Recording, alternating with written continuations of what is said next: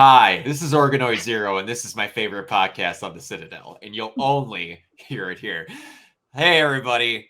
It's been a hot minute since I have been on my Twitch because I went through some stuff, confidence issues, all the other sorts of thing. And as you can see, I've rearranged my room pretty much completely to better set up Very nice. the future. Yeah.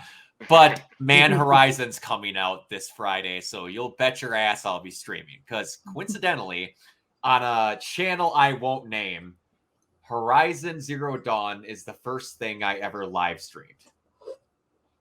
So I will be very much streaming the ever-living shit out of Forbidden West. But all right, this was only on my YouTube channel last time. Now it's on my Twitch channel, and it'll be on my YouTube channel tomorrow.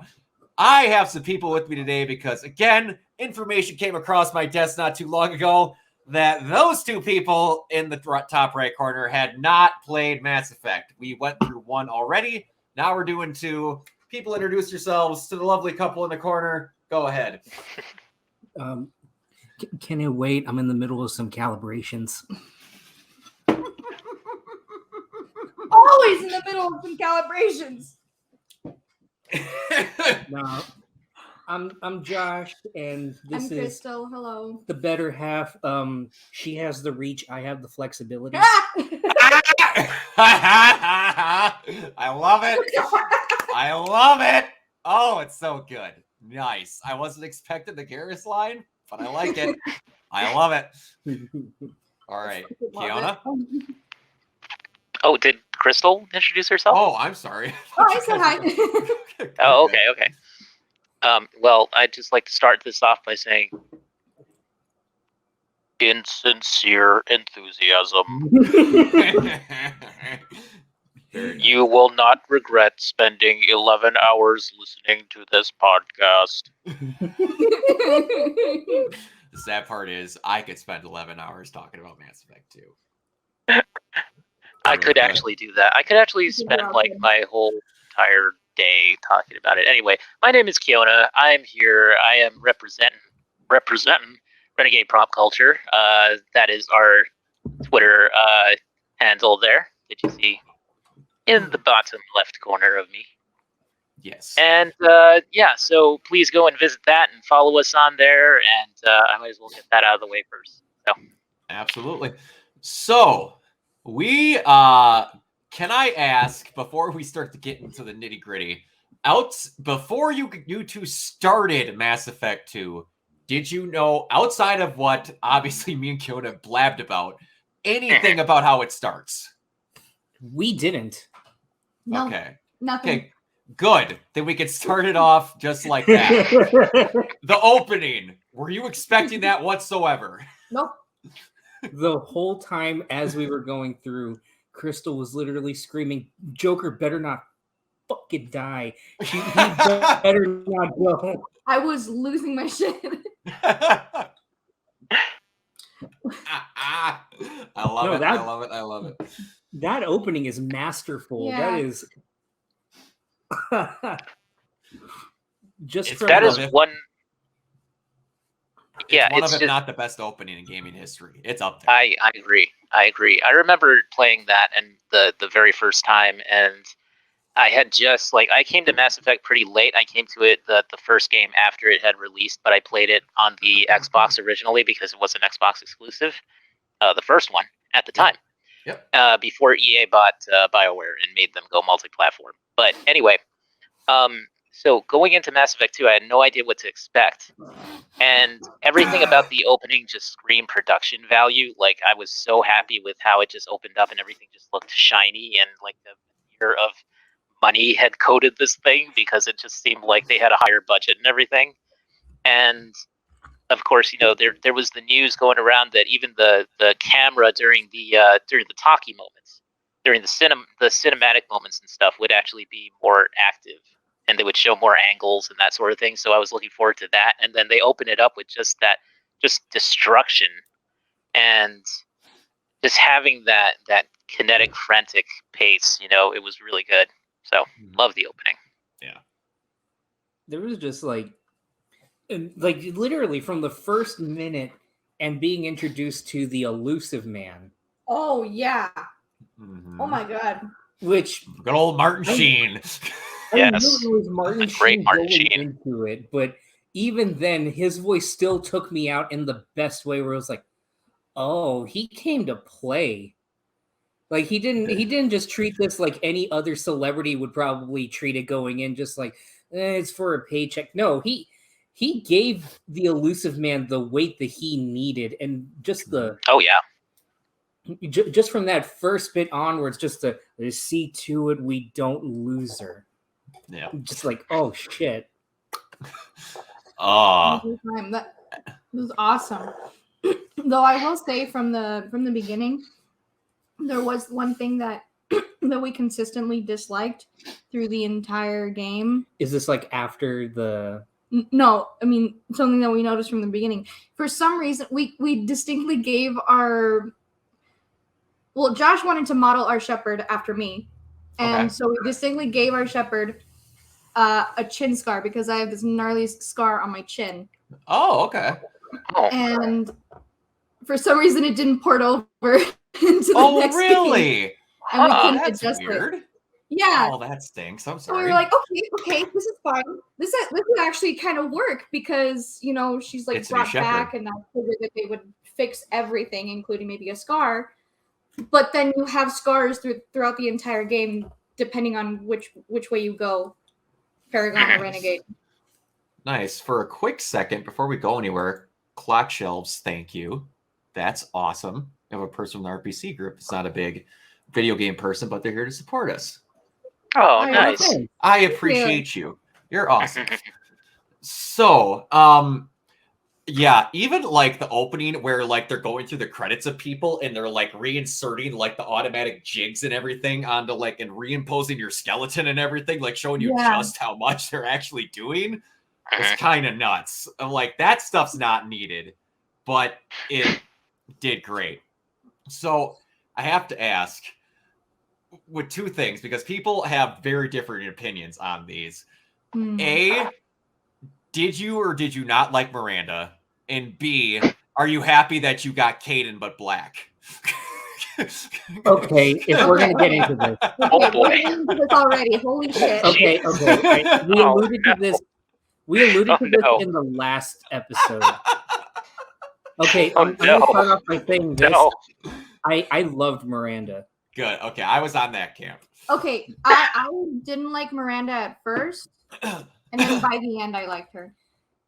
I liked it because it was just like it was like a projection that she was trying to put on everyone because of like you know her backstory and Yeah, I everything. mean- But then the more you talk with her, you realize, oh, she's actually kind of cool. She's just overwhelmed by like the weight of perfection that she has literally been bred to be. Yeah. It's one of the best parts of Mass Effect 3 if you really get to know her and treat her well in 2. Well, we treated her well, and we. Yeah. I will say she probably has one of the best alternate costumes. Also, Yes. Oh yeah. Yeah, her alt costume is pretty cool. You guys are also very, very lucky because, oh boy, did they overdo like texture detail on everyone's costumes in the Legendary Edition. Like in her original, like the hexagonal pattern didn't have depth at all. It was just flat. Yep. So anything like that has extra pattern detail in 2 and it looks great, especially her alternate costume. Yeah, I could have sworn that even though they said that they didn't really do much beyond just touching up the graphics and stuff, I could swear that Mass Effect 2 actually looks markedly better than it did back in the old days. I mean, Of course. No, it looks amazing. The I've seen the old days, comparison videos, and it looks. Although I will say, I have seen comparison videos, and I feel like the lighting in the first game was way better back then. Like they played with a lot more neons in the original one. Yeah, that's one thing I will give the Legendary Edition a knock on. Well, yeah, of course you would because you got a hard on for neons. Neon is like the first true sign of like beautiful cinematography, but that's just me. What am I, Nicholas Winding Refn? But Blade Runner. Yes. But okay, we're gonna get into that. Jacob. Oh, I want to preface this. yes. If he's listening, Jacob, I don't mean you from the podcast. Not our Jacob, not our No. Jacob, who's No. very Oh, cool. Jacob. We're talking Yeah. about This Hashtag not our Jacob. Okay, look. Here's the Let's thing. just say this. You said you like having Caden but black. That's an insult to Caden. Oh, That's an Oh. insult to Yeah. Caden. Oh That- no! that Oh, we're out of getting in context. there. Listen. Wait. I know you got that rich white Aryan blood coursing through your veins, but listen. no. No, it's because I remember when we were starting out, Crystal was Only half. Okay. when we were starting out, Crystal was like, "Look, we're gonna romance Garrus," but then as we started, we were with Jacob and Miranda, and then you were the first point. Like, okay, look, I know we No. said Garrus, but No, I didn't say that. he's got an ass, so it was just I like, will say that. Jacob does have an ass, but that is his and only redeeming quality. I really liked his voice actor too. It just I mean, the voice actor is problem good. was as we were going through the game, we were trying to get everybody to open up with us, and it was generally fun. Although, unfortunately, we didn't get Morden singing to us. Yeah. I feel Oh, sad dang it. about that. But Oh man, you gotta. Yeah. everyone was great with us. But every time we tried to talk with Jacob, he was just like, "Yo, we're trying to get to know you," and he's just like, I'm not really that type, Commander." And it's like, Well, fuck fucking you then. Jack is more open to talking than you are. Jesus Christ. Yep. And then Yep. literally one of the times it's just like, "Hey, you got a minute to talk?" And then he's just like, "Look, Commander, I don't want to fuck you." And it's like, I never Okay, tried to romance good. it, so I've never gotten that. well, he says something like to the equivalent. He doesn't outright say that, but it's just Doesn't like, "Look, outright say that. Commander, Yeah. we're not trying to I'm not trying to make things awkward. Just I don't want this to lead anywhere." And it's like, "Well, buddy, why are you jumping to conclusions? I just want to get to know you, for fuck's sake." He saw a single white woman That was and he went all. crazy. So that was all. That was something. But then, as the game progressed, Jacob just being scummier. Just in little things, like when we finally recruited Tali, he makes that little comment that's just like you would do well to introduce yourself to the ship's AI, and then it cuts to Tali and she's just giving him a look like, Excuse me? Like the moment he said that, I'm like, "Oh, you're on my shit list now." and then we recruited Thane. He just becomes outright racist as the game progresses. Like when Zaid came on board, which he is a mercenary, Yes. Jacob didn't say shit. Nothing. Nothing at all. But as soon as Thane got on board, Jacob was all like, "Are you sure you want to have an assassin on our ship?" Like, I'm I know he's only loyal to his next paycheck or something like that. It's like, why I'm did like, you say that? "Motherfucker, first off, he's not getting paid. Second off, you're getting paid." So that was all well and good. But I love it. So that was all like, Jesus Christ. And then Jacob's a fucking idiot in the suicide mission. We'll get to that later. Oh yeah. But I couldn't help it. When I was at work, I was listening to a video that was about why Jacob was just the absolute worst. And finding I would out, agree. I literally messaged you guys when I heard this, but apparently, for those who don't know, I guess romances will carry over into the third game, and emotions will really be put on display. That's what I'm assuming. Yeah. And of all the love interests that you get in these games, Jacob is the only one that I know of where in between 2 and 3, he will cheat on you. He'll cheat on you and just be like, "Yo, I'm sorry. Just I didn't know when you were gonna get out, and found this girl, and I knocked her up." The best part is he ends up with probably one of the most qualified and great characters. That's a random NPC named Bryn Cole, who's just all around awesome and like a freedom fighter. And I'm like, you chose Jacob. Really? Like, and then apparently, if you romance Jacob and you fucking get to the third game, that character is a bitch to you. I bet. I've never experienced it because again, I've never done it, but The I whole bet she time- is. The whole time she goes after a female shepherd. It's just like, just so you know, like I'm the person in Jacob's life right now. So you better step off, Commander. And it's just like, okay, well, now I know not to romance you for real. Mm-hmm. And even then, trying to get him to open up compared to everyone else, Jacob was just so frustrating that it was like, well, I'm putting in like 110% here. You're not even giving me 20. Yeah, he was one of those people that they went out of their way to go, but like, sorry, this is just my job. I'm not talking. I'm like, the point of these games is to get you past that. And he's one character that was built to never go past that. It was like Jacob and Miranda switched personalities, like once you get the Normandy. You're not wrong. And honestly, it really sucks because Jacob feels like the most underwritten character in the whole series. And that's saying something, because we had Caden. Yeah. Kane at least has the implants and stuff, so he's got something going there. He's got the implants, he's got like epilepsy, and from what I hear, even in the third game, he can be, even if you have a male shepherd, he'll be like, hey, bro, just, you know, in case everything goes wrong, I just want to know, bro, you know? Yep. Just like we I good, know, bro. Bro, we good, bro. We good, bro. The tracksuit mafia. Yes. But, all right. I guess suppose since we're there, I was going to ask leading into it, but since you told us about your least favorite, we got a good swath of people to choose from here. Who are some of your new recruits that were your favorites that you didn't have in the first game?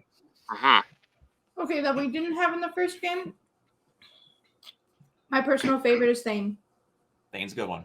If I didn't have Garrus, I would romance Thane. He's a good one. We literally, I didn't play through the game a second time, although a part of me thinks if I do, I'm going to discover stuff that I didn't get to uncover in the first playthrough, because you know, that's what happened in my second playthrough of the first game. Just suddenly a bunch of other missions opened up. Mm-hmm. But no, Thane he's a romantic. He is I love his character. I love his dialogue. Just that thing that he has where he revisits memories. Yeah, the eidetic memory kind of thing. Yeah, the eidetic memory. And there was a line that he said that even me, I was like, oh God. He was talking about his wife. What was it? Like, I fell on my knees and begged for forgiveness. What did he say? I don't remember. We always forget it, but Thane is great no matter what. He's one person that when you do romance him, he openly, like in the weirdest way, tells you, like, it's really awkward, like for him, like trying to say this, but there are a few people that express just how much you mean to them than Thane does when you romance him. It's awesome. Hearing because Crystal's been down the rabbit hole. Yeah. And she told me like about like him calling Shepherd Shia. Or Siha. Siha. And it's like, Siha, man. Yeah. Yeah, that was really cool. Really, really sweet. Aside from Thane, I'll be honest, I really liked Kasumi. Kasumi is good. Did you exhaust all her dialogue whenever you could? Yes. Which I felt genuinely disappointed. I didn't, going into this with the Legendary Edition, it's almost daunting because we didn't know that there was DLC for these games prior. Yeah. So like the fact that they throw everything in there, it's just like, you know, you activate Kasumi and everything, and it's like, why can't I talk with you more? And then I found out, oh, it's because Kasumi and Zaid are DLC, and it's like, man, BioWare, you could have done more though. Yeah. 1 second before we go on, we have one more comment here from Cruz. Just want to add in before they get to him that Zaid isn't just a great new crew member, but a top 5 character in the series. That is my oldest friend from elementary school. Really? I want you to know, Cruz, you are 100% on the money, because as the game progressed, I loved Zaid a lot more.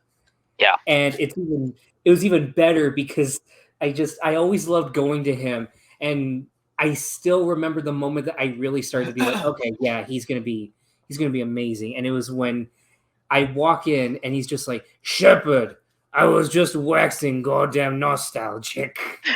That was a very holy shit. That was good. That was a very good Zaid, That was dude. very good. You had the voice pattern down. Holy shit. Wow. Including casual swearing. Yeah, it was very good. I was expecting that. Holy shit. But Dude, yeah, and I gotta tell you, like Robin Sachs, man, with that performance and that voice. I mean, like Ethan Rayne from Buffy.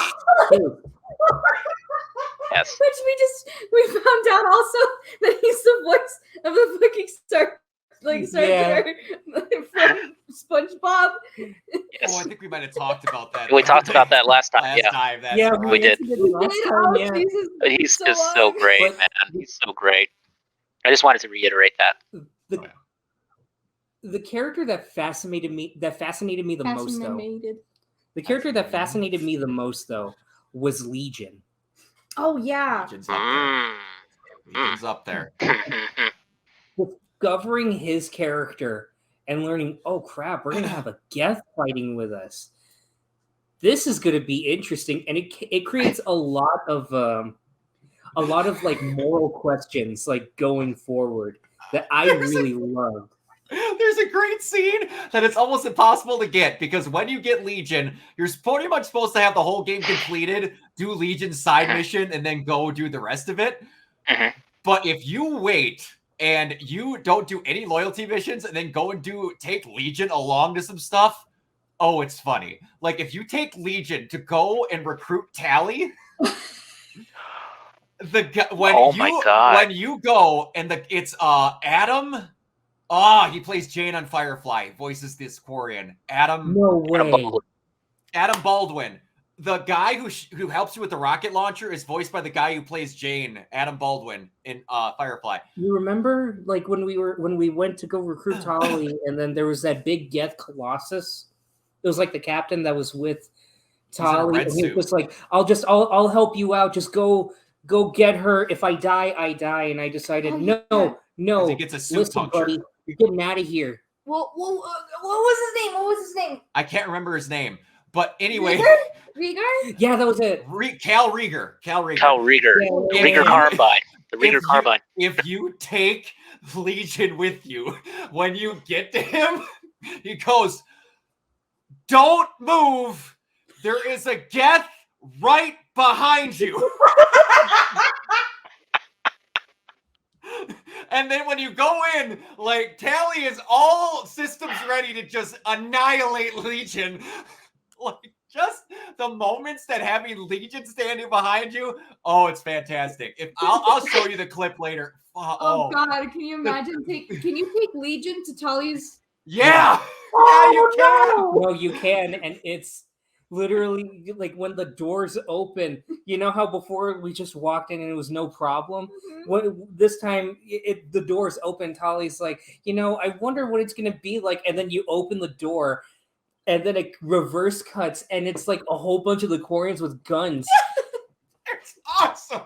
I mean, like, she's literally being, tried for treason for bringing Geth to the flotilla, and then we bring the Geth to the flotilla. Like I said, you basically screw your whole crew if you dick around and do all these missions, but man, it's awesome. There is one crew member that I love above everyone, and I'm kind of surprised that I loved him this much. And that was Morden. Morden. But Grunt is also really good. All of them were great. Did we also mention in the last podcast that who's Morden? No, we didn't.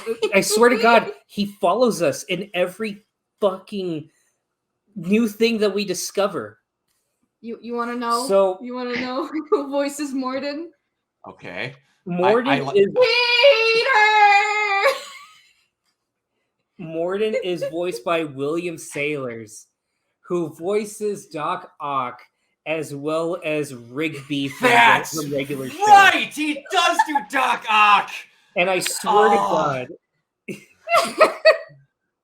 Oh, 100% he does. I knew that, but I forgot till just now. and the thing is, like, listening to his voice, I was like, God, why does he sound so familiar? I didn't catch it at I all. caught it instantly, and it was just like, why does he sound so familiar? And then I forget what it was. I think I was listening to something out of context from regular show while I was in the toilet, and then it was just like, it was like Hank in Breaking Bad finding out that WW is Walter White's just like, That's funny. but no, Morden is genuinely fascinating. Just, I like his verbal tics, and I like just how just really eccentric he is. He's eccentric in the best way. I loved how we could talk him, like, convince him that the genophage was wrong. I love that. his Like, loyalty seeing mission? him, like, slowly but surely, like, wait a minute, was I right? And then Grunt, I'm sorry, just we're gushing, but I remember Hey, man.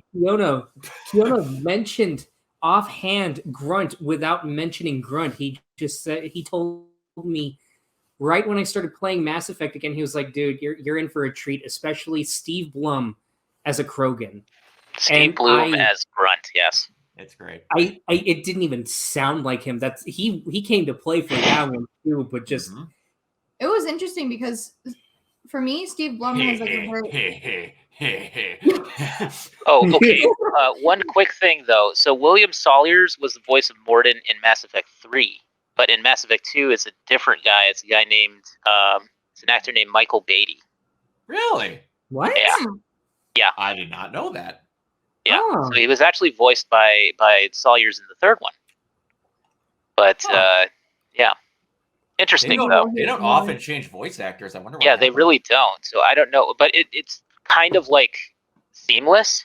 So I didn't notice the difference. actually realize the difference. But let me tell you guys something. In my first playthrough of Mass Effect 2, I put Morden in the vents during the suicide mission, so he died. Yeah, Oh, no. so he died. Speaking of voice stuff, by the way. Yeah. Any of you guys Resident Evil fans at all? Yes. Have have any of you played Resident Evil 5? Okay, no, I did not. I did. Okay, cool. I played a little bit of it, but not all of it. Do you know who voices Legion? Chris! Oh my god. Wesker, good old DC Douglas is who voices Legion. I found out that the voice actress for Ada Wong voices Jack. Oh, I'm sure it's some interpretation. Yeah, Yeah, Courtney Taylor. Courtney Taylor is great. I got to meet her actually at a convention. She was very, very nice. Not at all like Jack, which was very surprising. No, I'm kidding. She's a hell of a voice actress and just a really cool person. Very down to earth. Jack, who is supposed to be, if the rumors are true, a bisexual romance option before Fox News had that whole article going around. That was the most. It's honestly really funny because, I mean, I look at Caden, I'm like, he's a soy boy. No way, he's gay. But they make him gay. He can be a or bi. He It can. could be a possibility in Mass Effect 3. And then I look at Jack, I'm like, there's no way she's straight. No way. Exactly. No, in no way, shape, or form is that woman straight. And then she's straight. But what? Yeah. Jack is one of my favorite characters in the trilogy. Jack is a person who, when you play 3, you will realize when they made Mass Effect 3 in the Legendary Edition, they went, hey guys, what if we put really cool details in everyone's hair now?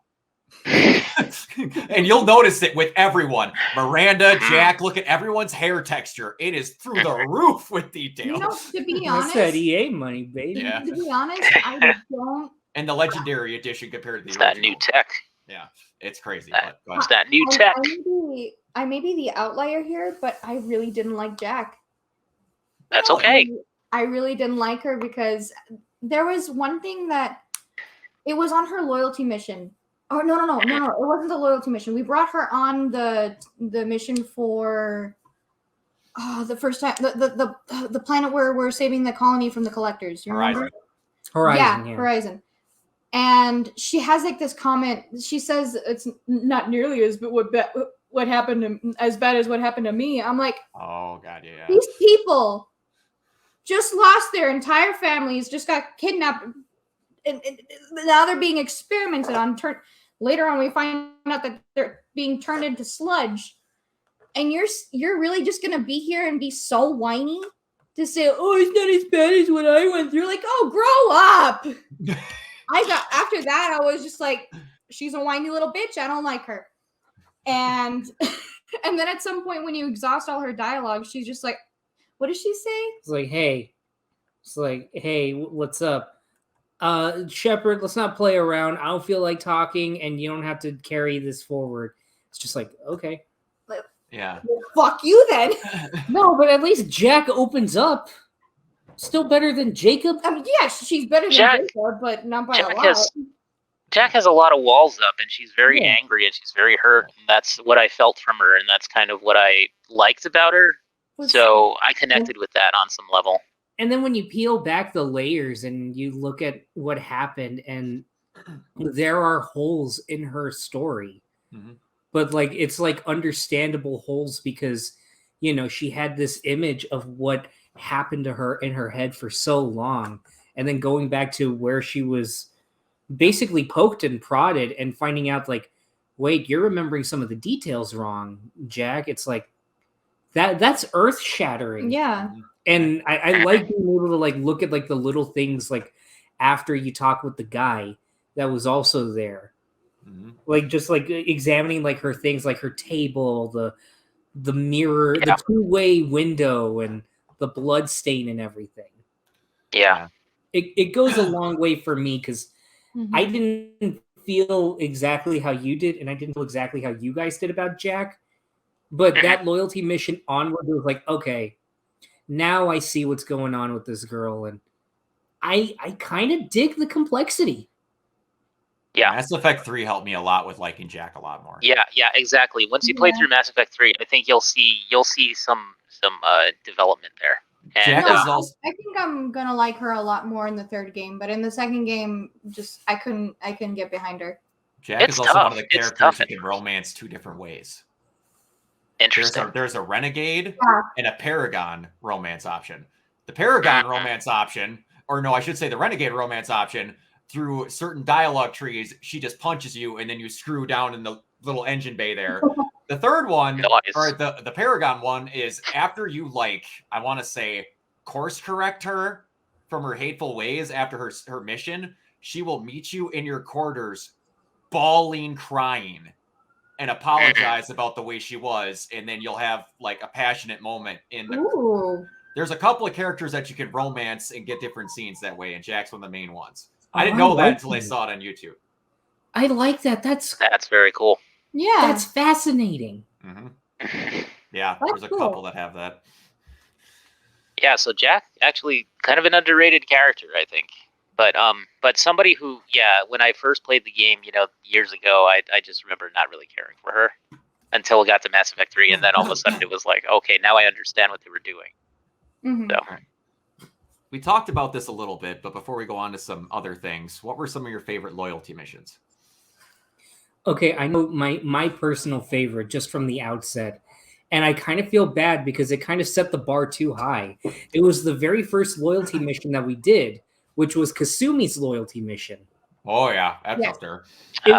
It was such a radical departure from everything from the first game, as well as even some of the other loyalty missions later on in this game. But I really dug the kind of Ocean's 11 kind of espionage thing that you did, going into the party and just kind of schmoozing and mingling with everybody.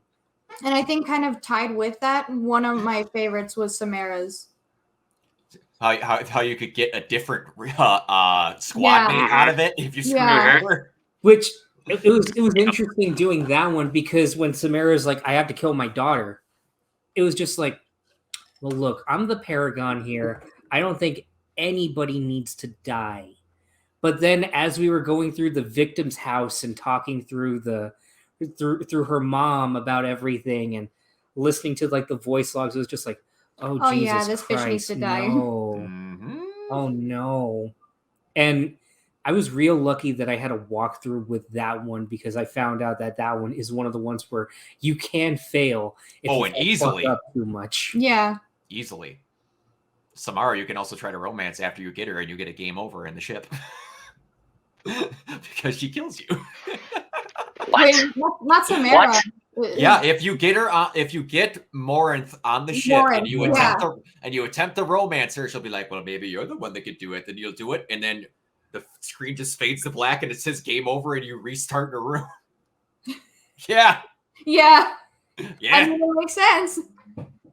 Oh my god, I think and they act like nothing blowing happens. Mind with this.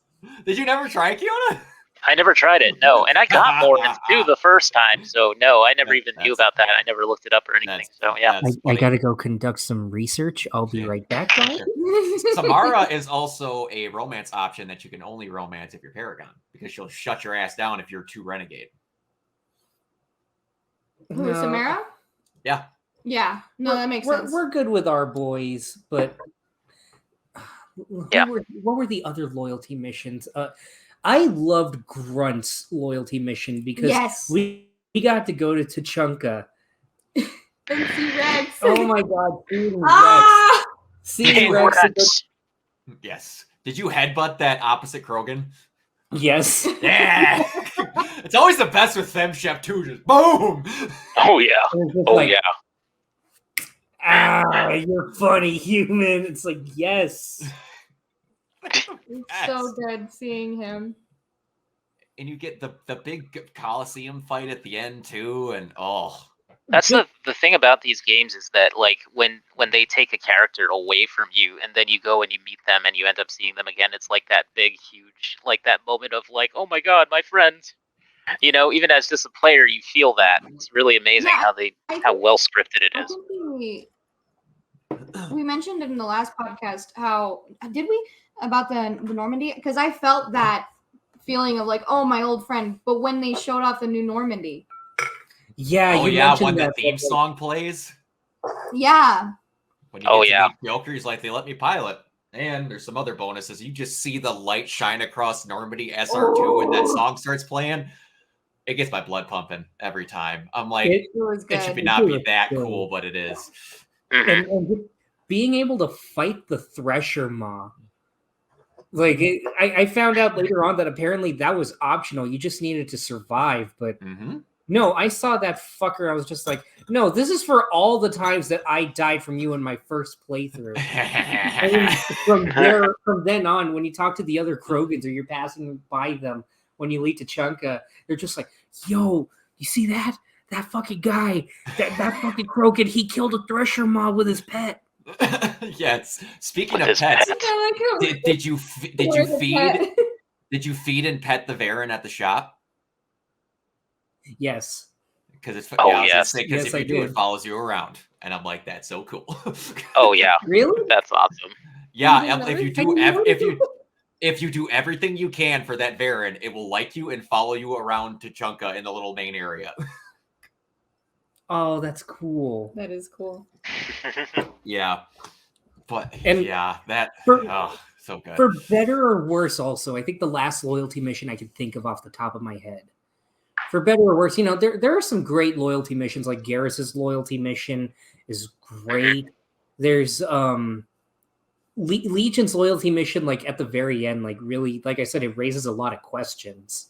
Thane, pretty much everything with Thane is really like emotional. Yeah, but in all honesty, I'm not gonna lie, even though I hate the character, Jacob's loyalty mission was creepy. That was super creepy. Super atmospheric. Yeah. I mean, I love that. I love that about Mass Effect 2. Like, this playing it again takes me back to a time when it just seems like developers like really took time and care in making environments and stuff like that, and they had time and care.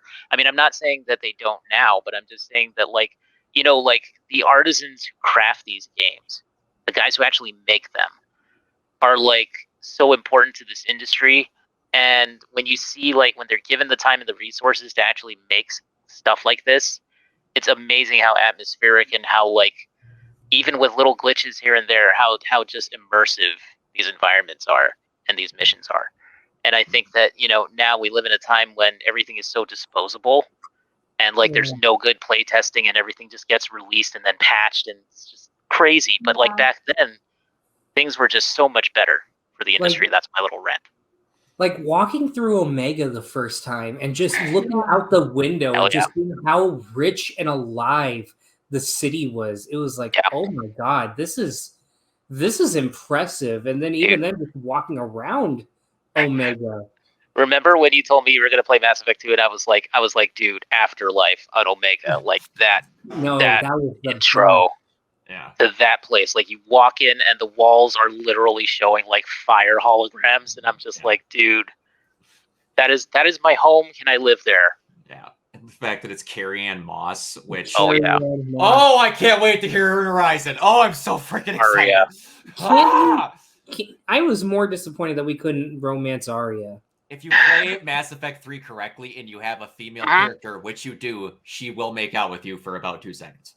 You get a little moment. Yeah, you do. Only if you have a female shepherd. You have been really. She doesn't do that with man shepherd. Nope, she doesn't do it with male shepherd. To my knowledge, I was told she doesn't do it with male shepherd. Wow. Yeah. Okay, quick. Or Mark Meir, man, he got screwed. Quick aside, completely off topic. Josh showed me a picture of Ana de Armas as Marilyn Monroe. Oh, yeah.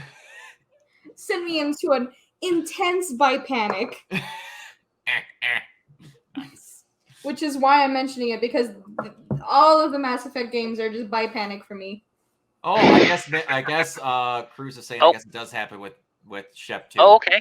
I was lied to then. I was told it only happens with female Shep, but I guess it happens with both. Thank you for that, Cruz. Everyone's equal. Yes. But there's a great moment where when you do the loyalty mission, I want to say it's Morden's no, you're just doing the thing where you find Morden. There's a thing where you can find kind of like it's a pamphlet. Oh, no. Maybe it's Garrus's, but either way, you find like a data pad that says someone was doing something wrong on Omega, and you just hand it to Arya, and she like throws it in one of her subordinates' faces, like, "Who is going to tell me about this? What?" It's when you go and visit like the Blue Suns or Eclipse, one of those. I think it might have been Eclipse or something. Okay. And then you find that little data pad, and it has something about they're going to go after Arya next or something, and gotcha. And then she takes it and just flings it at the guy, and it's just like, and who was handling security? Yeah. Oh my god! And then. Okay. Or was that the mission with the Patriarch? I was about to bring that up. No, that wasn't the mission with the Patriarch. It was another thing. It was probably Archangel mission. It was Archangel. All the gangs. Yeah. But when we were doing that, like conversely, and then I swear we'll move to the next topic. But I swear to God, it was so funny playing through Kingdom Hearts and then jumping to these games, because we got to the mission with Patriarch. And we listened to his voice, and we were like, "Oh yes!" And we were like, "He sounds an awful lot like Pete." And sure enough, we look up the voice actor, and it's Jim fucking Cummings. Oh yes. And he just did his Pete voice. Yeah.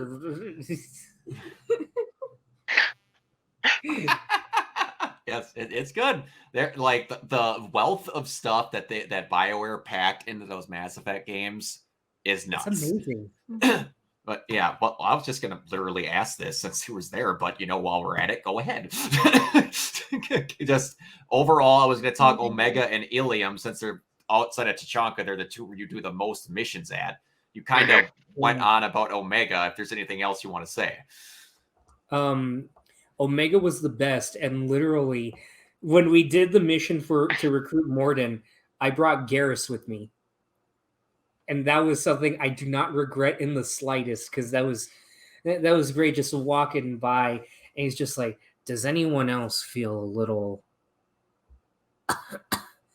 oh, that's yes. I'm like, Josh, this was a bad idea. We're gonna lose Garrus. Hey, I told Garrus it was up to him, and he's like, it's your call, Shepard. If you say jump, I'll say, where do you want me to jump? Garrus is the best. Garrus is so Garrus amazing. is the fucking best. Yeah. Garrus, when you get him back in, and he's like, I hope the bandits don't look too bad. Garrus, you were always ugly, man. I love those comments. Oh my god. Oh, it's so good. And his scars look a billion times better in the Legendary Edition, by the way. It just looked bad. It looked like bad tape in the freaking original. Yeah, it did. It did. I remember that. Yeah, totally. Now, if you're going to mention Ilium, I had the same experience on Ilium that Kiona had walking through the Citadel in Mass Effect 1. I got so lost. Oh yeah. Ilium can do that to you. It can turn you around. But it was worth it though for the side missions, for literally doing a CSI mission in recruiting Samara. Yeah. Yeah. And fucking, of course, for Crystal, everything involving Thane. Yeah. But Seriously, if I wasn't romancing Garrus, I'd romance Thane. And that, I don't think Josh actually mentioned it, but I am doing like a mini replay of it, just so I can have like a side save file to romance Thane. That's awesome. That's awesome. There are some gripes I have about the game, and they're mostly on Ilium. In particular, you get bonus dialogue depending on who you bring to certain things. Yeah. Yes. But there's some things that I'm a little disappointed with, because I felt like they already packed the game with so much, and maybe it's me being selfish, but they could have gone on for more with that stuff. Like, from what I remember, if you bring Miranda with you to Jack's loyalty mission, she's mostly silent. And when we met Liara, I brought Tali and Garrus with me, and there wasn't a fucking word spent. Oh, really? Wasn't the best Yeah. idea. Because I didn't know that as soon as we met Liara, she would just immediately go in for the kiss right in front of Garrus. I'm like, whoa! Whoa. Yep. Wait a minute. But at the same time, like, you know, you have that spread throughout, and it's there that I realized, oh yeah, like, really, Kasumi and Zaid, they really don't have that much new dialogue. Yeah. It's very rare that you'll hear like more dialogue from them in certain missions. Like, I think I brought Zaid with me to Jack's loyalty mission, and he was very talkative, which I was really happy for. It's because originally they were DLC characters. Might have been day one, but I forget if they were now. I don't remember because I played it after the fact. But yeah, they were DLC characters. I think they came with one of the packs or one of the very early packs. I think Zaid might have been day one, but I'm not sure. And that genuinely sucks for some things, because with a game so rich and full of character and personality and content, and everything's just begging you to like squeeze every drop from this bloodstone of a game. Yeah. That you can't get like even more unique with that stuff. Like I said, you'd think Tali and Garrus would be like, hey, it's just like old times. Or Garrus would at least be like, Shepard, I'm right here. I thought we were gonna blow off some steam or something like that. I thought we were gonna calibrate together. Did you like Liara's now unbelievably probably most famous line when you walk into her office? If you come through this, I will flay you alive with my mind. That gave me major River from Firefly. Also, River, brain. Dark Willow. Yeah. But I love that, and I love seeing that Liara's gotten a little darker. Yeah, I honestly. Oh yeah, man. Okay. Oh, yeah. That's the amazing thing too, is the character development, even of all like, your old squad mates and stuff. Like, people change in 2 years, and that's just what happens. Like Rex becoming like the full-on leader of Tachanka, and Ashley just kind of pushing everything down and just climbing up the ladder in the military and You everything. know, she's kind of dumb for being mad at us. Like, how dare you survive, Shepard? Yeah. But Dare then, you like, go on to something else. but then, like Liara, like just basically turning her into the Kingpin.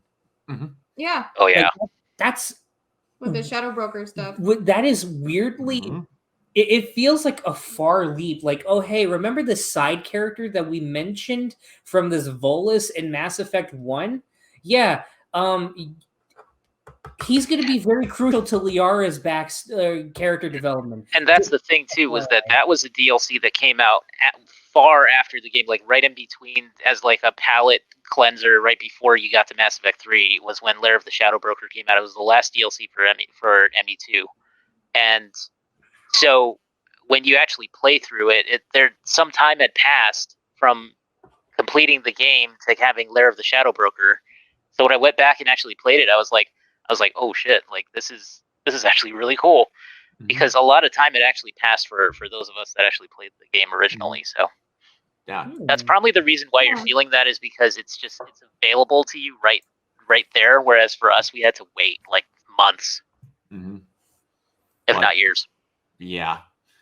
Yeah, So- it's a little strange though, because like, just in context with the story, it would feel weird if that was just taken out. So Because I think for us, we did that like in the middle. We still hadn't recruited Thane or Samara yet. pretty much Oh, right after. interesting. Yeah. Did Yeah. you like that you got to meet a new alien species out of all that? Oh, dude. So Yeah.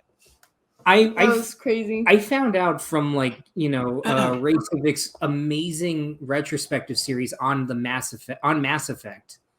I listened to his video on part 2, and I feel like I'm in the minority with this one. I loved everything about the Lair of the Shadow Broker story wise, but gameplay wise, I was very, very frustrated and bored. With the boss fight at the end? Not the boss fight. The boss fight was great. Yeah, But I mean, like, it the was constants, like, we gotta go. Wait, there's a thing. We gotta stop for a little bit. Shootout. Okay, let's go another. Oh wait, no. Here's more things. Shootout. Yeah, okay, they did now we're on the Shadow Broker's triplicate. phase. They did the triplicate gun battle thing. What is? I was like, what is this? A Halo game? Is this a 343 But Studios Halo title? It was cool, like having that little. I like to call it the Attack of the Clones sequence, where you're just like on the car and you're like speeding down the. Oh yeah. True. Yeah, that was. Yeah, that was cool. What you were. I thought that was what you were talking about, Brock, when you were like, "Have you tried the new vehicle, like the Mako replacement?" And I literally messaged you guys saying like, "Oh yeah, it was actually really fun, just Tokyo drifting through Ilium." That's why I was very confused when you said that. I'm like, when the hell do we rent the Firewalker Ilium? Because we didn't do the Firewalker missions until what, like just before we did the Reaper IFF. So yeah, we did all the dossiers, we did all the loyalty missions, and then everything else, and then the Reaper IFF. I like what they were going for with the Firewalker, but it was so boring. The Lair of the Shadow Broker is one of my favorite. The Lair of boring. Shadow Broker is one of my favorite lines in the whole series. When she puts that thing to unlock the door, and they're just talking about how long it's taking, and they're just like, "Yeah, remember when you could just slap Omnigel on everything?" And then they say like, "Oh, they didn't like that or something." That was my favorite. That was a bit of a security oversight that no one was thinking about. That was my favorite thing. I love that they referenced that. That's so funny. The best thing about the Lair of the Shadow Broker, though, although Crystal found it creepy, and I understand why. Yeah, I found it creepy, but by the time that we got to the boss, I looked at him and was like, "Oh, he's probably just a Volus in a big scary suit." And then he like gets up and starts smashing shit. I'm like, "Not a Volus, not a Volus, not a Vanessa. Volus." Vanessa. Oh my god, totally. It is. And you get different lines from him. In front of Liara. Okay. You get different lines from him depending on who you bring there, which you probably figured because of all that. But whoever your second guest is, they always get a different line. Yeah, I brought Polly, and he called her out. It was just like, it's curious you brought the Quarian with you, Mr. Murdoch. Mr. Murdoch. Where's Foggy? But the thing that I really loved was actually after the boss battle, and you could go to the terminals and you could get like materials from like certain things. I collected all the models that I could find, so because I made my Shepherd a nerd like that. Or what was it you could? Oh, totally. And then you could read like the personal logs of your crew, which Crystal found that creepy. I found that like scummy. You read through all of them. I was like, no, we shouldn't read through these. I can't remember who it was, and I think it's Legion. They show he has a gamer profile. It was Legion. It was Legion. Legion has a gamer profile, and he's like, he was banned a couple times because they thought he was using it like a VI. He's like quadruple prestige in Call of Eden Prime. Yeah, and then you have Grunt learning all he can about human history and all that, and you just see his Google searches, and eventually it just leads to Asari Confessions 26 True Blue, and I'm like, oh boy. Garrus was looking at that, and so was Jacob. That's apparently part of his workout. What the hell was? And then I went to Google and looked up what that was. Oh, mistakes were made. Oh man. Oh man. It reminded me of I loved also the passive dialogue, or like the idle dialogue where you just like stand near them and you hear them talking. Oh my God, she literally told me when I'm trying to move forward, she's like, "Oh wait, Josh, go to Joker. Go to Joker." I'm like, "Okay, do you want me to talk?" No, just stand there. Just stand there. I'm like, Crystal, what do you want me to do? And he's just like, I could I get a mirror, Commander? I would really like a mirror just to make sure that I could see everything around me. Just saying. It's and then fantastic. At some fucking point, if you listen to Joker, you hear out of nowhere on the speakers, you just hear, and it's just like, sorry, I thought that was in my earpiece.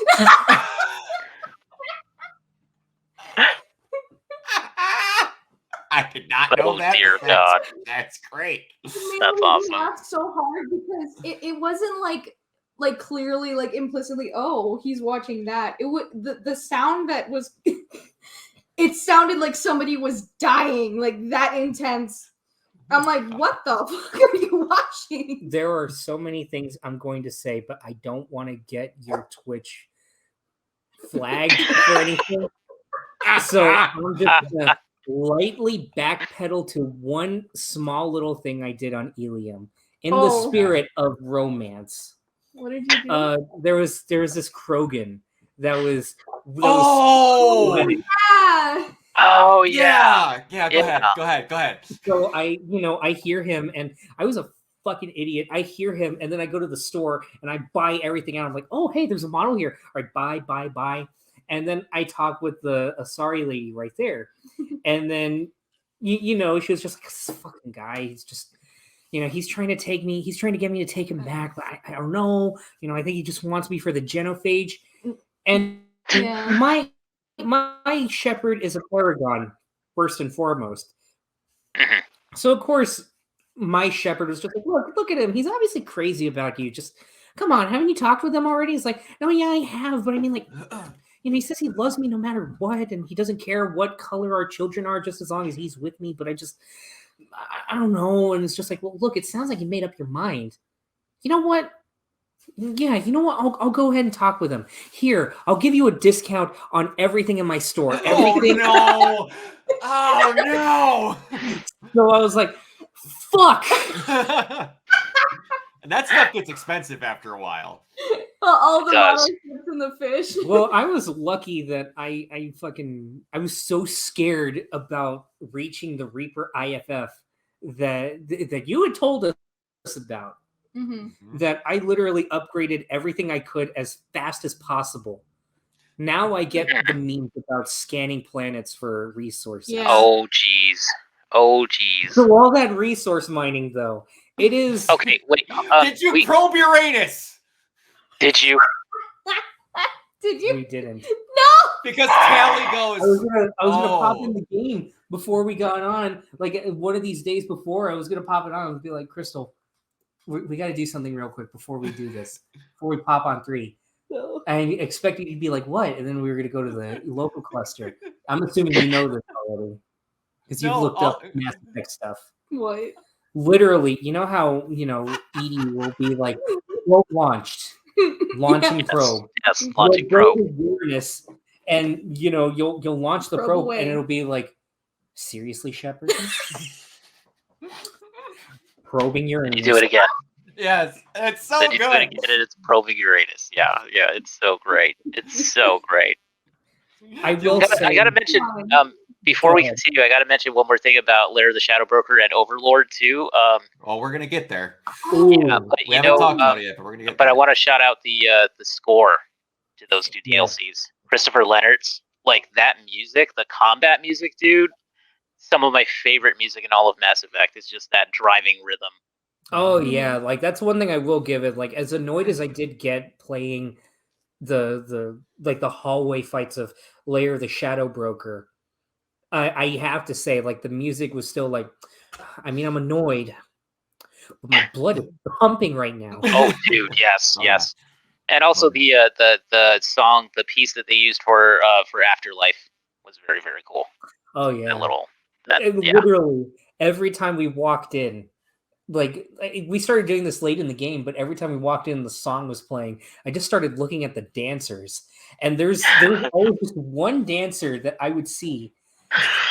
More than that, like they were like that. But there was one dancer that was just so into it. She just like fucking jumped on the floor. Oh yeah. Threw herself. I'm like, no, I feel you. That was. Sorry. Did you make Shepard dance? Yes. And she is terrible. She didn't really do that. She just was like.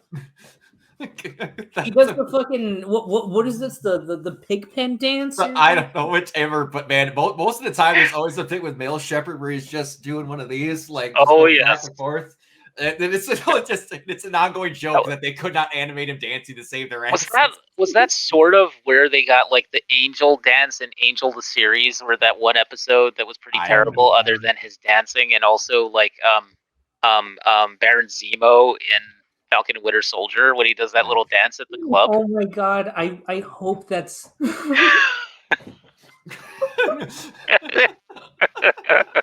but I will say, like, the Mass Effect series has like a few things that I don't care for. Like they could have refined it a little more.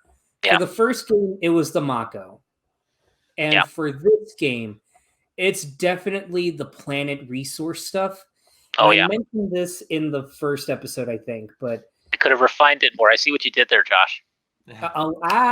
But the other thing that I do not like, and I was really disappointed when we started it out, because I jumped into it straight after playing 1, but the gunplay was a real step down for me. Just the second that Shepard's like, I don't have a thermal clip. And I was like, oh, come on. I loved it being able to be strategic with like firing, but you didn't have to reload. You know, at first that's how I felt. At first that's how I felt, but then I got really used to it. And what helped me get used to it was the multiplayer in Mass Effect 3. That was the thing where I was like, okay, now I totally understand this. It's a lot better in 3. It is a lot better in 3. I hear that 3's built more like a shooter, thanks to Matt McMuscles. 3 is very much an action game, which was divisive to say the least. But like, I enjoyed the combat in 3. It plays the best. It's funny because you know what? I'll save like this little experience, but like I barely got used to it until we reached the suicide mission where something bad happened, and I'll explain that when we get there. All right. Okay. You know what I'm talking about. Do I? Oh, yeah. We'll talk about that. But yeah, probably the creepiest thing in the entire game. Oh, yes. Lawnmower Man. Yeah. That was the best side mission, I think. It had my biggest pet peeve, which was especially in that one, the crew that you bring will not say anything. Well, I'd say it's almost one of the best side missions in gaming Yeah, ever. because it really does isolate Shepard Uh-huh. in that one, and it really does force Shepard to look at just kind of the depths of depravity that Cerberus has. Because I'll admit, like early on, I was kind of starting to lean more into Cerberus a little bit, just because I mean, there's Martin Sheen, but there's also And like Miranda's nice to look at. I mean, there Go are ahead. some net positives. We have reach. She has flexibility, but we're at that point in the game. We were a good deal of a way through it. I think it was again like we had just done Layer the Shadow Broker, Yeah. but we didn't do the other recruitment missions for some reason. I don't remember. And just there, you really get to see BioWare just completely flex on their fucking developer, like on their players, just like, okay, so we have a gambling, we have like a espionage spy mission, we have a bunch of missions involving daddy issues, we have you fighting the Kingpin. Let's turn this into a horror game. And initially, I was starting to feel that kind of more corridors, more shooting. But then as it went on, the atmosphere really started to get to me. Mhm. And I remember what it was. It was that one facility that you go into that's just full of deactivated Geth. And just as you're walking by, the AI face will pop up like here and there. And I remember there was a bit, I was like, Crystal, did you see that? But that Geth, it just glowed green for a little bit. Mhm. Is it glowing green? Well, no, not right now, but it was right there. Yeah, you guys want to talk about props? The sound mixing on David's screams Yes. will haunt my nightmares Oh, for the rest yes. of my life. Just let Yes. me out! The second that they revealed that David was autistic, immediately my brain went, oh no, this is what's happening. And then just walking through and seeing like the flashbacks play out through the hologram, my blood was churning. But then we get to that reveal. Mhm. Oh my god, that Freaking- visual. Yeah, like I wanted to go full on renegade and just kill him. I was Like, told kill the Paragon, brother. and I pulled gun immediately. I'm like, no, he leaves with us or you're dead. It's like- Yeah. Mhm. Like, Oh, we took and him right away, yeah. Yeah. And yeah, another note about that was probably the reason why you don't have squad mate chatter is because that was also released months later as post-launch DLC. So That explains it. the game came out in January of 2010, and late January 2010, and Overlord came out in June of that year, and Shadow Broker came out in September. And then it was a couple years after that we got 3. It almost it mostly felt alien to me, but it mostly Yeah. felt alien to me because I had Miranda and Morden on my squad. Okay. So I figured, okay, this is kind of a Cerberus thing. Miranda should have some stuff to say, and Morden, I mean, he always has something to say. Mhm. But then they just didn't say anything, and they were just like, They just didn't get him in the recording studio. Yeah. but then, like, taking into account like everything that DLC does for Shepard, and just walking through that isolating experience, it almost enhances it when they don't have anything to say in that one in particular. You know, that one, and also the Normandy crash site mission. Mhm. Oh yeah. That's on the docket. Yeah. Oh yeah. Oh yeah. I after you messaged me, I'm like, that's one thing we're gonna talk about. But like during that Overlord mission, like the little stuff where you're in the like I want to say computerized part, and you're looking at where to go, and you go to open a door, and the fucking locking mechanism goes up the wall, turns over, and then goes to a different door, and then opens that one. I'm like, okay, I don't like this. Why? What are we doing? I'm scared. Is it bugging? What's happening? Yeah. this isn't good, Dad. I want to go home. But yeah, and then like the repeated just answering of like the numbers in his head, and like I don't know how far you are or where you are in 3, but there's a really sweet moment with that later on. I won't say why, but if you save him, you have a really cool moment in 3. That's awesome. Yeah, but yeah, and it's just, man. And on a lighter note, like just stepping away from that absolute nightmare of body horror, we at least did get some levity of body horror. And I remember when I started Mass Effect 2, Kiona told me to watch out for this line in particular. In all caps, "I am a biotic god." Yes. Yeah, the little voice. And when we were going through, I think that was Samara's mission? Like recruiting her? I don't remember, but out steps this Volus. No, yeah, it was Samara's mission. Yeah, who's clearly fucked up. And he's just like this little Eric Cartman looking motherfucker is just like, I'll take care of them. Bow down before me. I am a biotic god.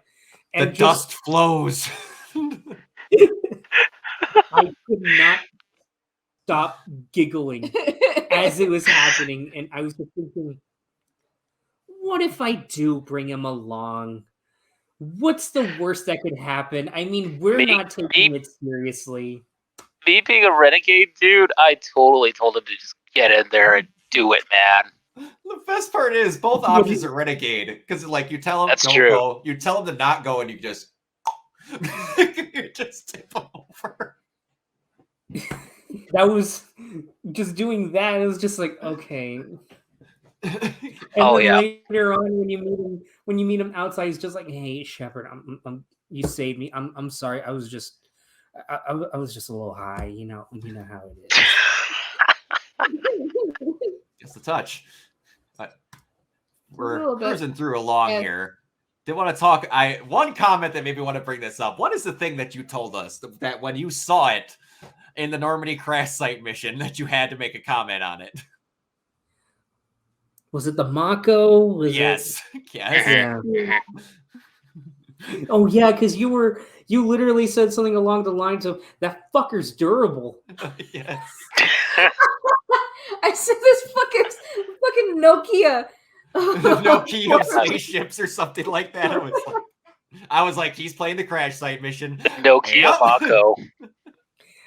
Which, when you have a Thresher Maw, the shit's fucking like paper. But the second it gets attacked by a Reaper, it's fine. It gets attacked. Well, what was it? The collectors that attacked? No. Yeah, the collectors. Yeah. The collector ship destroys the whole Normandy. Fucking sends it through the atmosphere of a planet. Crashes. It probably explodes several times. It's totally fine. The Mako's fine. Nothing doing. I have to ask, did you find all the dog tags? Oh, yeah. Yeah. Nice. I didn't my first time. Now the little memory from I had a hard time. I think I had to look it up the first time I played it because the destructible crates and stuff. There's that. Yeah. Also, you can tell it's an older game because you have to look for the parts in the hill that allow you to walk up it. Oh, yeah, totally. Yeah. It's like, are we being serious here? That was one mechanic that I really got annoyed with. The fact that in order to jump or like vault, you have to very annoying to it and then vault. Yeah, that's much improved in 3. Okay, good. Very much, very much. Everything about like the snapping to cover and stuff is very improved in Mass Effect 3.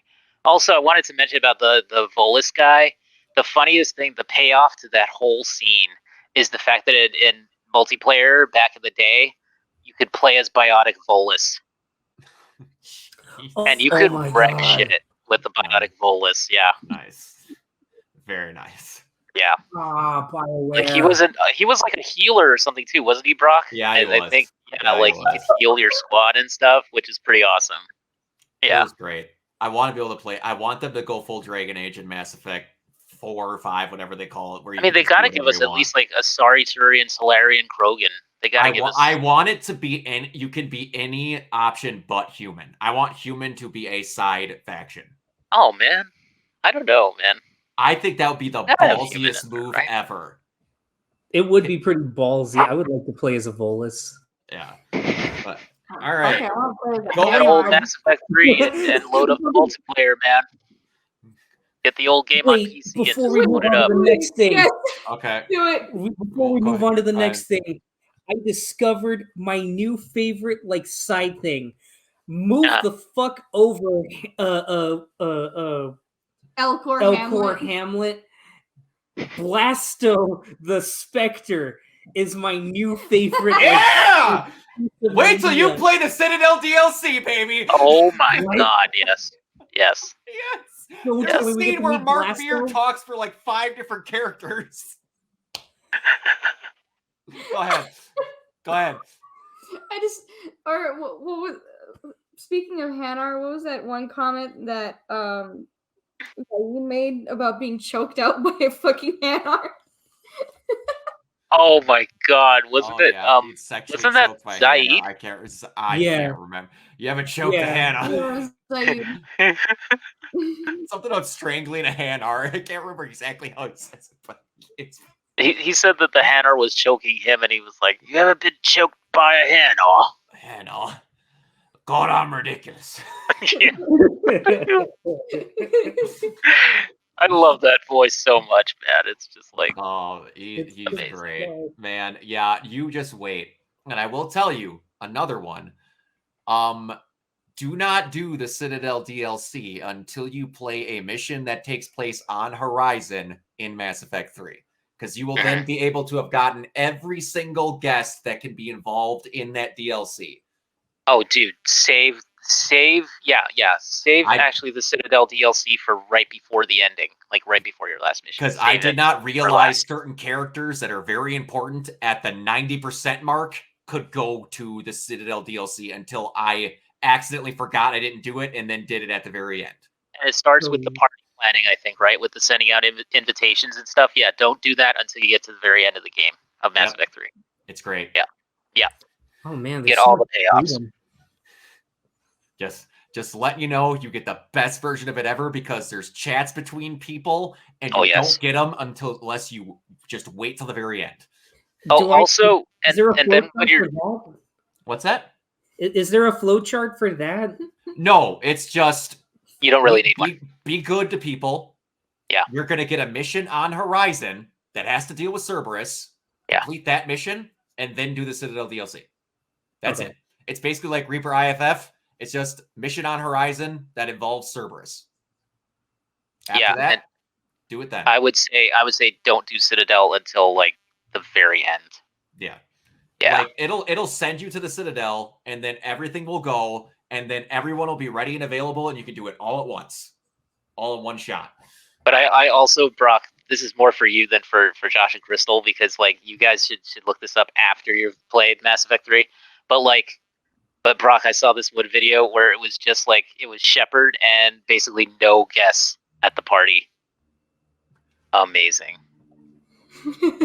Oh, that's great. So sad.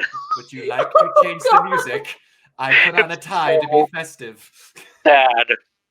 Oh, it's great. It's amazing. That's fantastic. You'll understand Don't watch that when you do it. Yeah, when you get to Mass Effect 3, when you're done with it, you'll love it. The last DLC before we head on to the main missions here. Crazy bitch. Yeah. That one was it's weird because I feel like that has a lot of significance. And I didn't feel it until the very end. But it was just like, oh, you can't bring anybody with you, Shepard. And again, it has that amazing it has that amazing tension, just kind of Metal Gear Soliding your way through like the prison and everything. Mm-hmm. I looked it up later on, and apparently you can actually go through that whole bit without alerting any of the guards. And I was like, okay, that's cool. Yep. Oh, actually, Arrival was the last DLC that you got until Mass Effect 3, because that came out in March 2011. I didn't even realize that. It's been so long. Yeah. It just like I'll admit, like hearing that you can avert like that Reaper invasion, I feel like I maybe fucked up because we got that mission. We did that very early on. We didn't even go to Horizon. That's how early we did it. It really doesn't. That mission, you really can't affect how you do that mission. I'll let you know that flat out. I know, but still, like, it feels like something that should have been saved like after the suicide mission. Okay. Especially that way. I get like, what you're saying. Yeah, especially after like finishing the suicide mission and seeing like the Reaper like armies and everything like just floating in space and everything. I was like, oh, I think we did something wrong. Mm-hmm. Great. Man, that stuff was $6.99 on the PlayStation Store back in the day. Like, I think nowadays they would just charge you like at least $15 for it. Oh yeah, it would have been $20. Oh yeah, it's crazy. Great fact about that Arrival DLC. You know when you first walk in there and it has the clock? Yeah. You can run that clock out. What happens if you run it out? The Reapers show up and you get a game over. Oh shit. I thought that was bullshit, and then someone posted a video just fast forward in time of him standing in front of that clock for hours on end, and it doesn't. Oh my god. Now, when you get to that project Arrival, did you try again to, like, I don't know if you would have had a save loaded, but did you make it through when they like kind of surround you after you find out what the project is? No, I didn't. I died. Could you actually like? Yeah, you can, because it's it used to be an achievement for the game when before it was the Legendary Edition. It used to be an achievement. You could survive that, and then you like get gassed or something. Like they auto knock you out. I don't remember exactly how, but yeah. But yeah, then you get that mission has a ton of, I want to say, relevance in 3 because you do not get to visit a single what is it again? The race. It's not Drell. Who is it? Batarian. Yeah, any Batarian you meet, they bring that up instantly. And like you get talked to it about it with Anderson and a couple of people. It becomes a big deal in 3 more than it is in 2. But they already don't like me because of my character's backstory, because we slaughtered a bunch of Batarians. Yeah. Yeah, it is what it is. They kind of pulch you out with that. But all right. So Horizon. Fuck Ashley. We're in it, baby. Look, of everybody though, I think Ashley probably had the reaction that I expected almost everyone to have, which is like, where the fuck have you been? You've been dead for 2 years. Are you even the real Shepherd? Yeah. Yeah. No, it makes a little bit more sense if you romance her. Which Ashley does not go that way for a female Shepherd. Yeah. So sad. So sad we can't romance the racist. Hey, man. She gets her hair straightened in 3. She gets a bit of a glow up in 3. She does. I'm excited. She looks very nice. Everyone has shit Everybody kind of does. 3 over the years. I'm surprisingly very excited to see where it goes.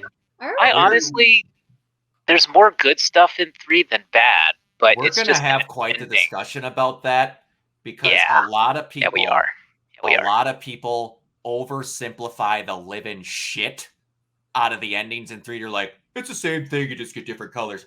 You literally didn't do any of them if you think all 3 of those endings are the same, because dear Lord Jesus, they could not have been more different.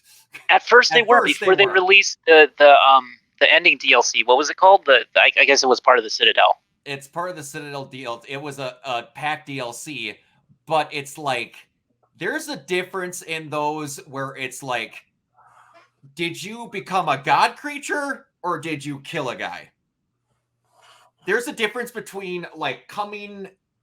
I literally can't explain to you more how unbelievably different those DLCs are, that people even after them were just like, it's the same thing with different colors, bro. Nothing changed. I'm like, no. And we'll get there. Well, Oh, I boy, felt will we that get way. there. I felt that way at 4 a.m. the night that I first finished it, and I was sitting there going like, "This is what we got. This." I remember that pissed me off so much. So on But- on Horizon though, Yeah. it was something to have a little bit of the theories that I had in Mass Effect 1 kind of happen, Yeah.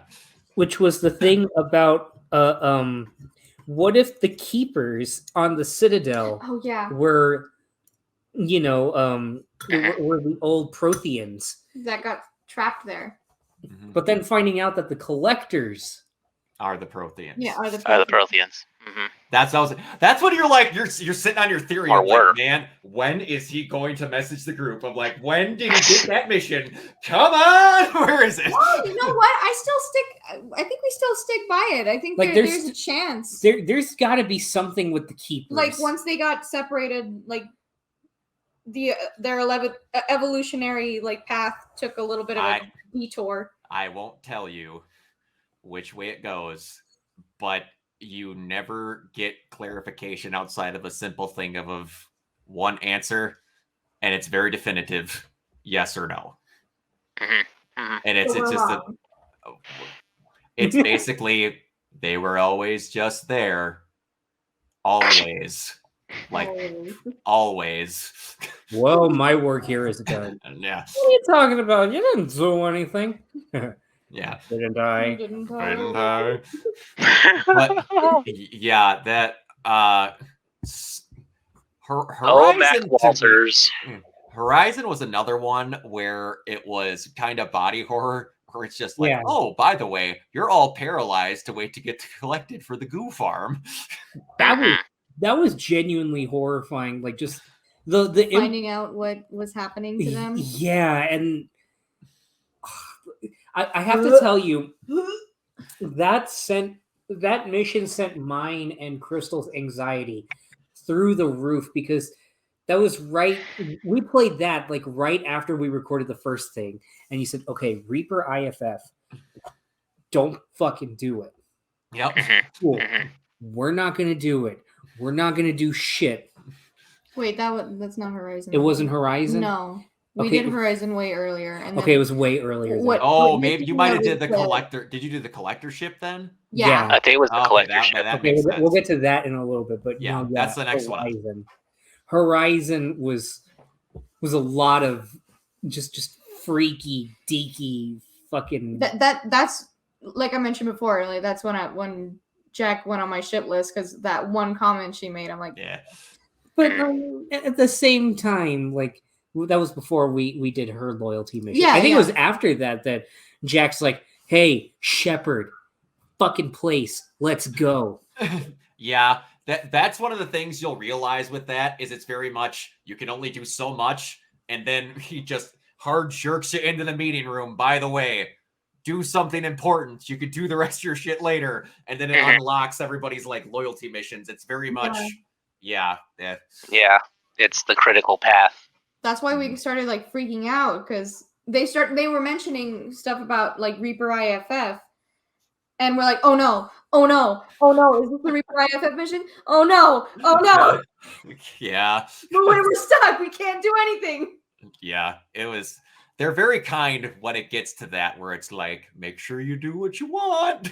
Yeah. But yeah, that was one of the things where I started even as a kid, where I was like, or as a kid, I was graduated high school and I played these. When I was younger, I was kind of like, okay, the collectors are freaking free.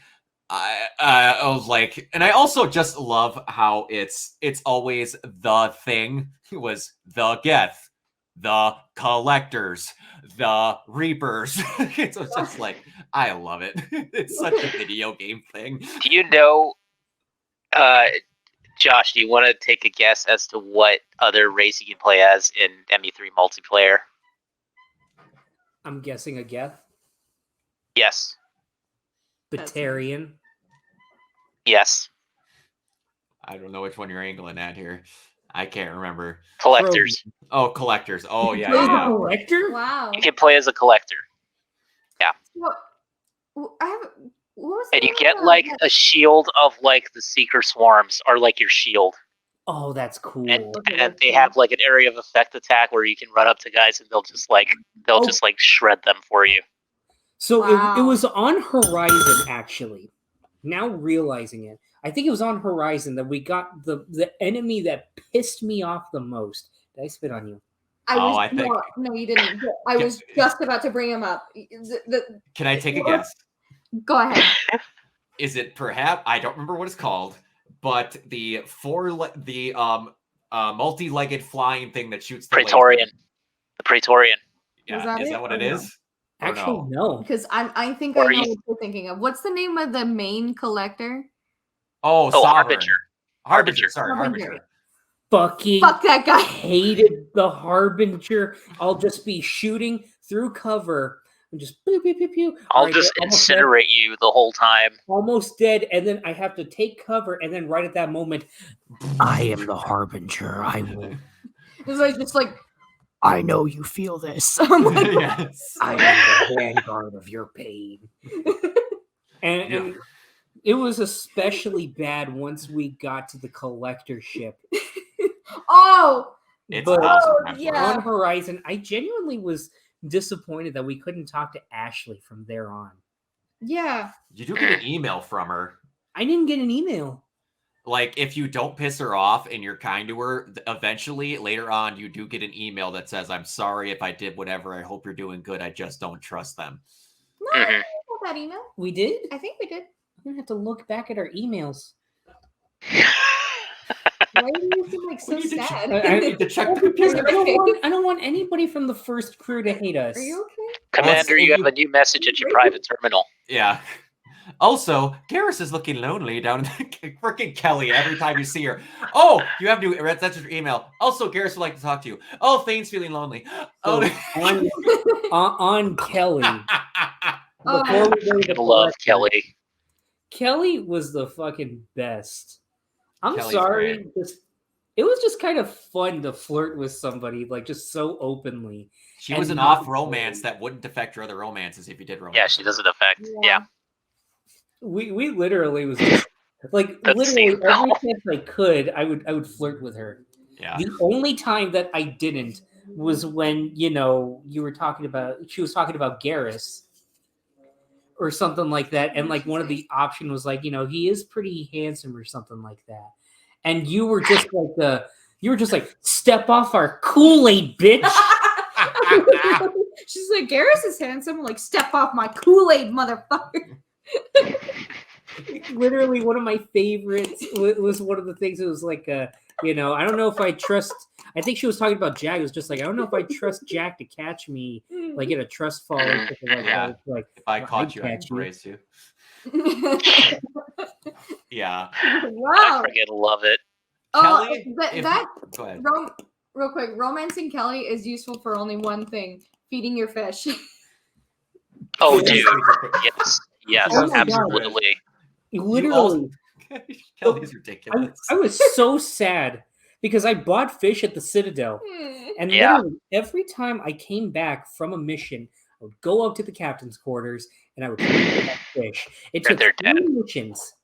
three missions of doing that nonstop. I go up, I'm like, all right, let me go talk to the space hamster, cutest fucking thing, and then I go to the fish, and they're fucking dead. You're all floating. At I the top. actually got emotional over digital fish. You know the best part about that? In 3, you get an auto fish feeder. Nice. Oh, thank God. Thank you. Wouldn't that be like? Wouldn't it be we're nice in- if we could feed our we're in- fish? we're They in- got on the feedback on that. I bet they got bet they feedback. As soon as I saw the auto fish feeder, I'm like, They're you have just to like, piss me off. why is our fish getting killed? We are in a highly advanced secret tech spaceship. We're in the year Stealth spaceship. in the year of our Lord 2547. And you're telling me we don't have automatic fish feeders? Hey, what's up that you bring up the high-tech stealth spaceship? One of my favorite things when Tally is talking about different stuff, you're like, oh yeah, the Geth don't look out windows because it's not a natural structure, so they won't see us coming. In 3, freaking not a spoiler, but Joker brings it up. Oh yeah, and I suppose they're gonna be like, oh yeah, don't look out windows. I'm like, I still believe that crap.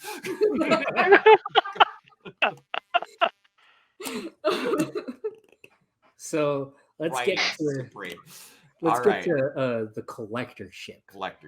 Yes. So, like I said, literally, we had just done Garrus's loyalty mission. I still hadn't recruited Thane or Samara yet. Or we hadn't done anything on Ilium.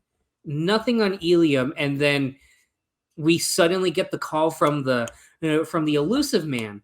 And I remember that was exactly how you told us. It was like, oh, hey, the elusive man is going to want to talk to you. Don't answer it. So it was like, oh, hey, the elusive man wants to see you. I'm like, no, he doesn't. I'm doing my own shit. So I go to the galaxy map. And then Joker's just like, hey, sorry, Commander, but you can't go. You can't escape from this. You know, the elusive man wants to talk to you. And I'm just thinking, fuck. I gave you unneeded anxiety. I'm so sorry. Fuck. So literally, we spammed the messages in the group chat like, we fucked up. Reaper IFF. And we're just thinking, no, I'm so sorry. God. And then it wasn't until after we finished it that we took a step back and I looked at the IMDb,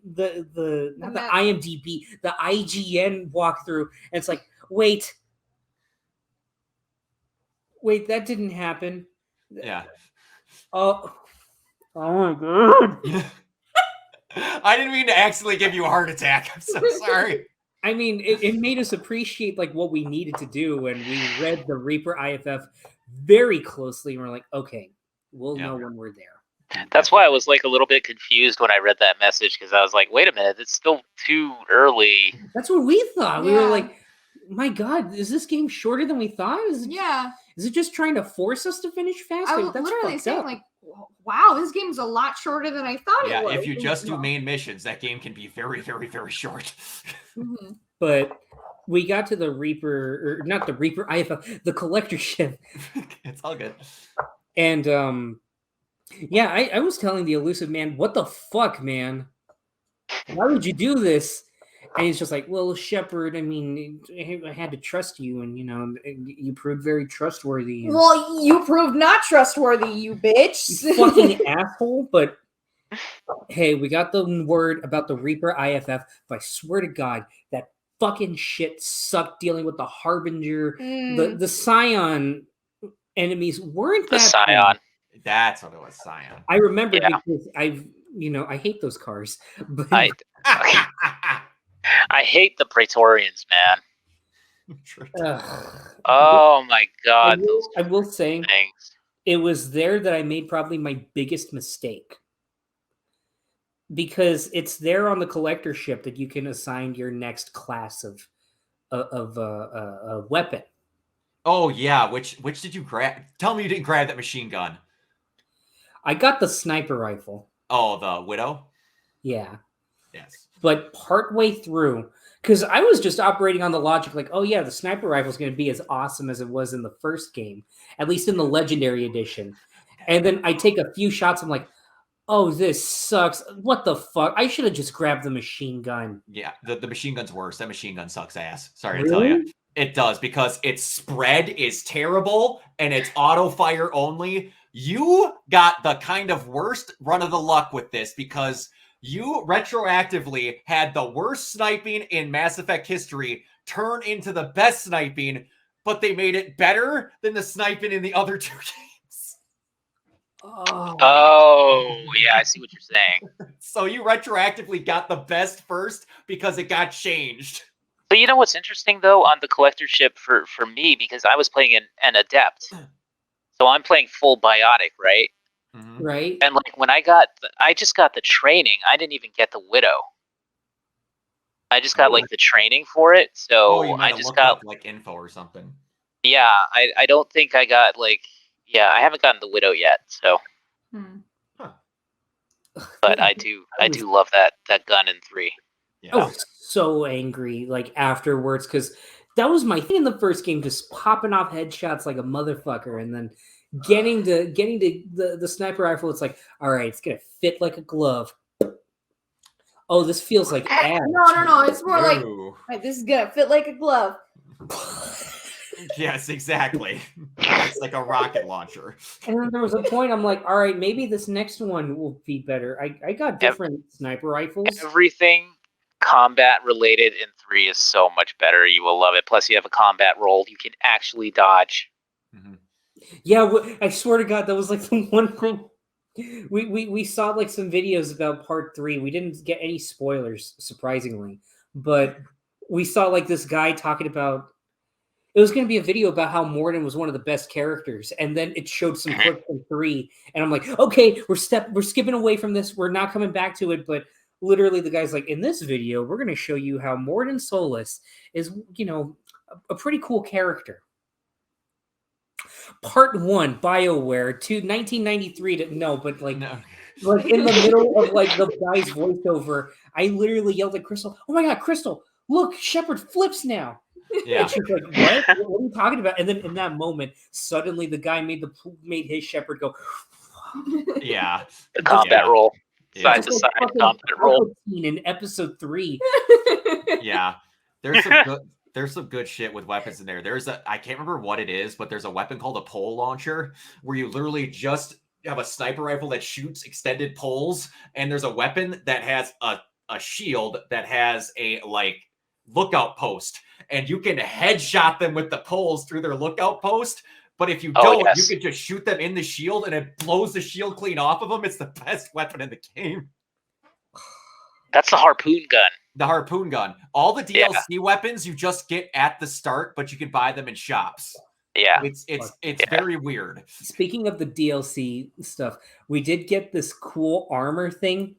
Blood Dragon? The Blood Dragon armor or something like that. And I love the little thing because it's clearly the Dragon Age logo on it, and then the little thing that it says in like the description, it's like the Edmonton Blood Dragons, and I'm like, oh, that's cute. I love that. Yeah, good old bringing it back. But yeah, and that collectorship through the end, like seeing all the tubes and stuff. Oh yeah. Oh, you had to get back out, but just there's a lot. That whole mission is just something else. Then you have the preview of what you're gonna get in the last mission of the freaking shelves coming at you and reconnecting, and it's true. It's a nice appetizer for what's platforms. Yeah. So okay. So we got to this point finally. And at this point, because we were so scared, especially because reading the IGN walkthrough, they're like, listen, do everything before this. And as soon as you activate this, you're going to be on a timer. And not on a timer, but you got to make sure not to step on the galaxy map or in this little like area, or else you will trigger something. So you have to step on the side away from it if you want to activate Legion side mission. Get ready, because you're gonna have to do that, and then once you talk to Legion, you'll be able to do his loyalty mission. So it's like, are we good, Crystal? Have we done everything? And because of that, literally we're at the end game and we don't have anything to do. Yeah. Yep, that's the same way I got. I'm like, oh shit, I'm gonna visit somewhere and hope to come back. So we go to the Reaper IFF. Mm-hmm. Who the fuck did I take with me in that one? Well, we had to take everybody. No, nothing. That's after you're installing it. You still have the mission where you go to the Derelict Reaper and go collect it. Yeah. You meet Legion. Oh yeah, you had Jacob and Garrus. Yeah, because I thought, fuck it, we might as well include Jacob in something. Which was a poor decision. Literally, he took up fucking time. The whole time. He took up all the meta gels. I was thinking, what the fuck? I should have just brought Grunt. Like, he died 5 different times. Yes.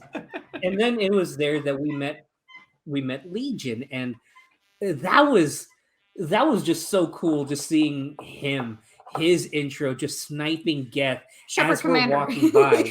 Shepard And then he gets his own fucking hero shot. Mm-hmm. Man and the Widow.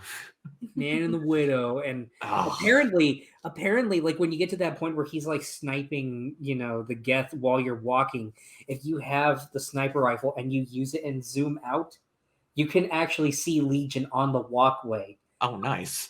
That's like, awesome. Nice little attention to detail, which is so fucking cool. Yeah. Fucking That's BioWare. Cool. I love them, but I know it's not a popular thing now. But I'm going to say it. I love them. Well, just people don't like what EA makes them do. Let's put it that way. Let's we mention Bob Dylan. I'm sorry that I still haven't played Anthem. I was never blown away with what I saw. I was just like, oh, cool, an Iron Man simulator. It is pretty much what it was. It is a game that has some of the coolest ideas, some of the tightest combat. Yeah. But man, could tell that BioWare didn't really want to make it how they were made to make it. Like hearing them say it's gonna be the Bob Dylan of video games and that it's gonna be in discussions for years to come. It's like, oh and my it is. God, it is. It is at once one of those statements that ages like fine wine from like the 1500s, but also ages like curdled fucking chunky ass sour milk. Yeah, it's one of those things where, Josh, I won't go on an Anthem rant. I'm a person that really liked it, but it is a thing where it's like, cool, we came up with an idea that we literally could do whatever we want. They had a thing that is called the Anthem of Creation, where people could just make engines. You would throw something into it, and it would make something. They had an idea that they could have done everything they wanted, and then EA it. Yeah. But anyway, yeah, so Reaper IFF, we came, we saw, we conquered, we ran the fuck out of there, and we revived Jacob like nobody's business. God, he sucks.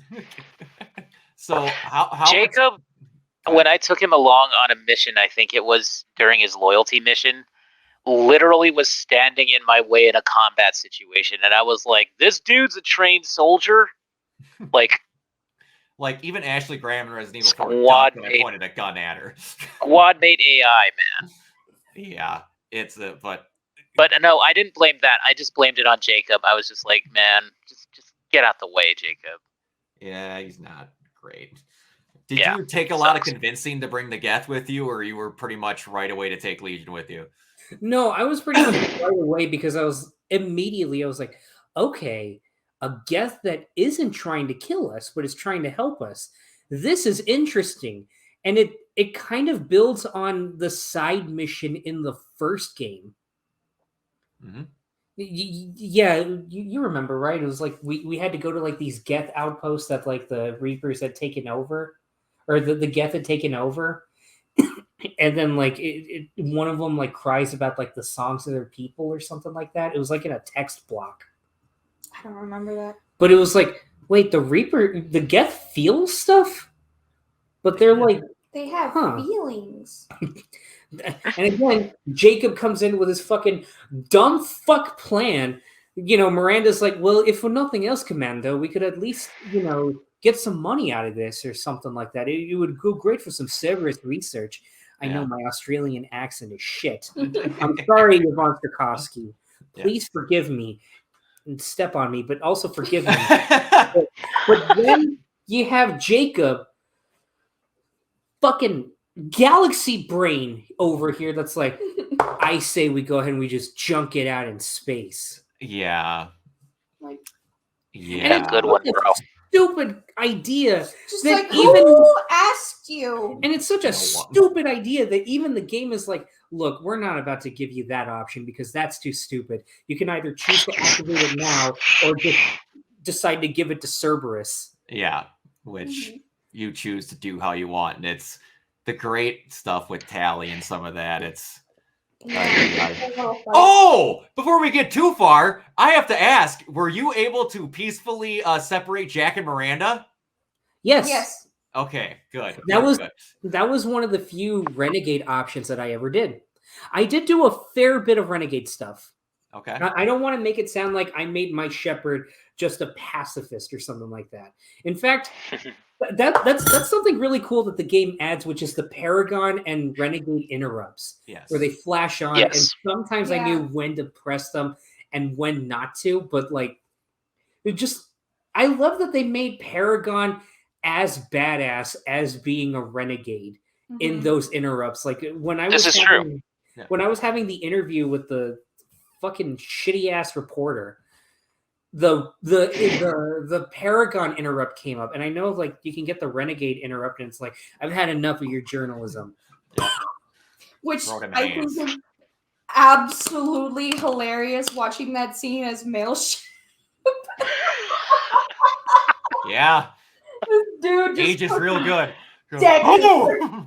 Wait until Mass Effect 3 with that, man. It gets better. But fucking in that, like the Paragon interrupt came up, and she's just like, it's kind of sus that you fucking came back after 2 years, and almost everyone on your ship, fucking died, as well as you sacrificed a lot of human lives when Sovereign came to attack the Citadel. Is there any part of you that feels like fucking shit? Do you feel like total garbage? Do you feel like doo-doo feces on a hot sidewalk on a summer day? And then the Paragon option comes up, and Shepard's just like, I remember all of them. The people aboard the USS something, the NC blah blah blah. I remember all those ships, and likewise, I remember every single person that was enlisted on those ships. I think about them every day. This interview is over. And it's like, okay, that is just as satisfying as decking her, fucking punching her, although it's not nearly as funny. especially not nearly as funny. Especially on Omega, where you have like the kid that tries to join the blood the blood sons. Yeah. Oh, the first time around I saved him, I did the Paragon option and saved him, and this time I just let him go. I just let him go. No. Yes. You get an email from him later. And he's like, you do. He's like, yeah, fucking thank you for telling me not to join them. They're fucking crazy. I could have died. Yeah, exactly. He does.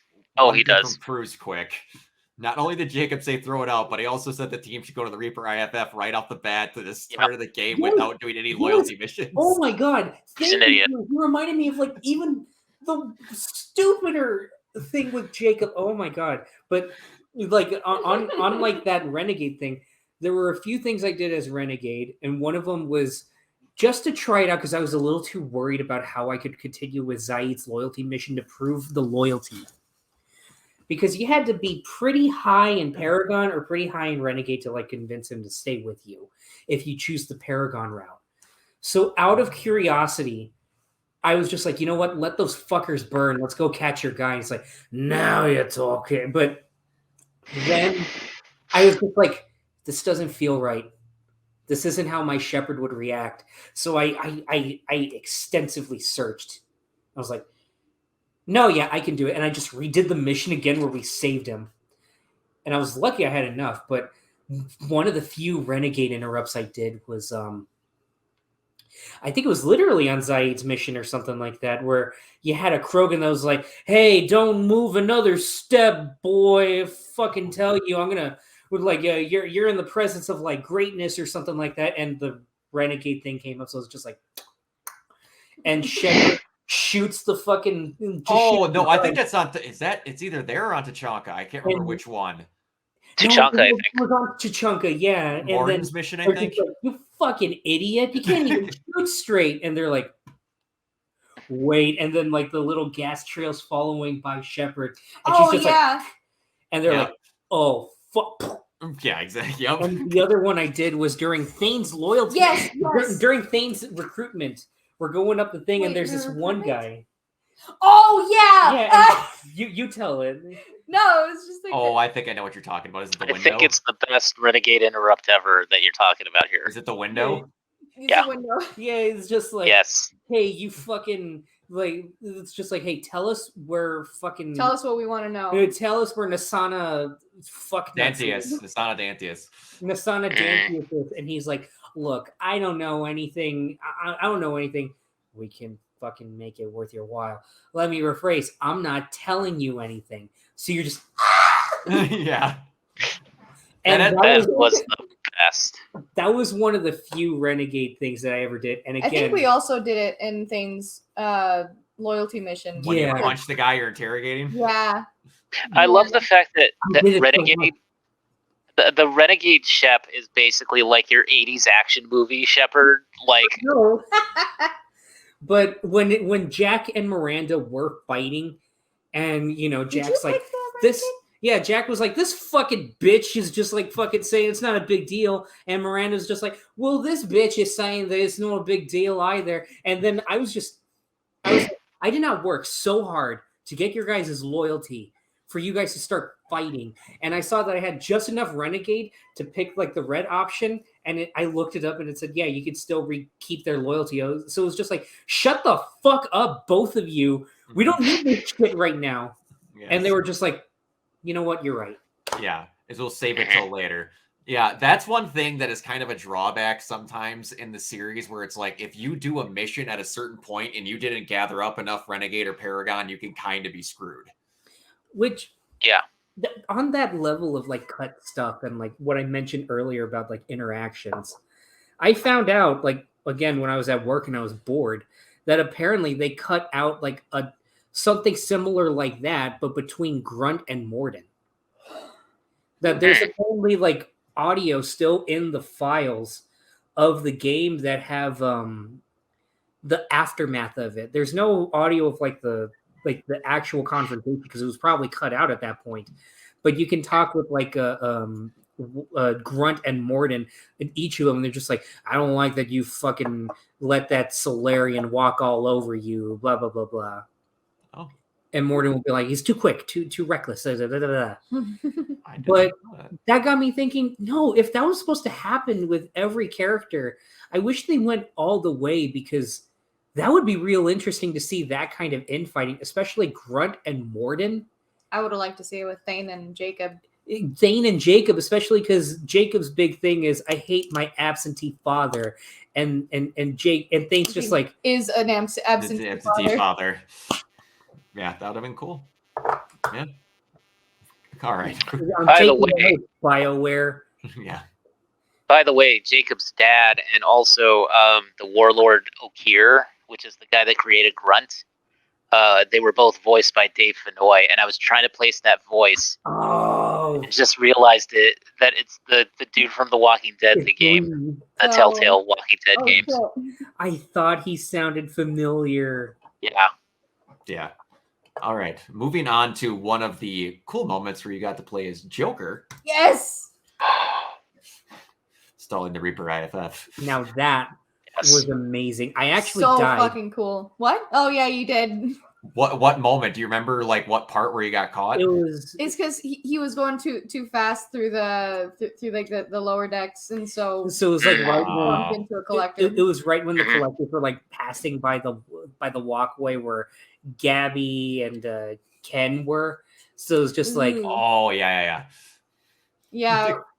Oh god. That is one of Joker's best lines, and the whole thing is like, oh yeah, we did this. Everybody died because Joker plugged in the Overlord. And then Edie just comes in. I like the thought of humans on their Their knees. knees. That was a joke. Joke. Joker and Edie's like back and forth is the fucking Their best. banter is great. You just wait till 3. That You just shit wait till goes 3, into man. overtime. Payoffs. Oh, You get it's lots of payoffs. But that was one thing that I disagreed with Racevic's video, because he was talking about how that was a little contrived and how you could have had that moment play out with Shepard on board the Normandy and have them fight while the Nope. collectors That is are interesting, though. That is Nowhere interesting. near as interesting. It wouldn't have the panic set in. You're like, the hero's here. We're not losing if Shepard's here. Yeah, especially Yeah. with Joker, like being able to play as Joker just for that bit. What am I gonna do? Break my leg at him? Pretty much. I got mad at Jacob and Miranda after that after that whole thing because they were both like, you just let them get away, and then Joker's like, I'm fucking sorry. I have black bones and paper skin. Every morning I wake up and I break my arms, and every afternoon I go out and I break my legs.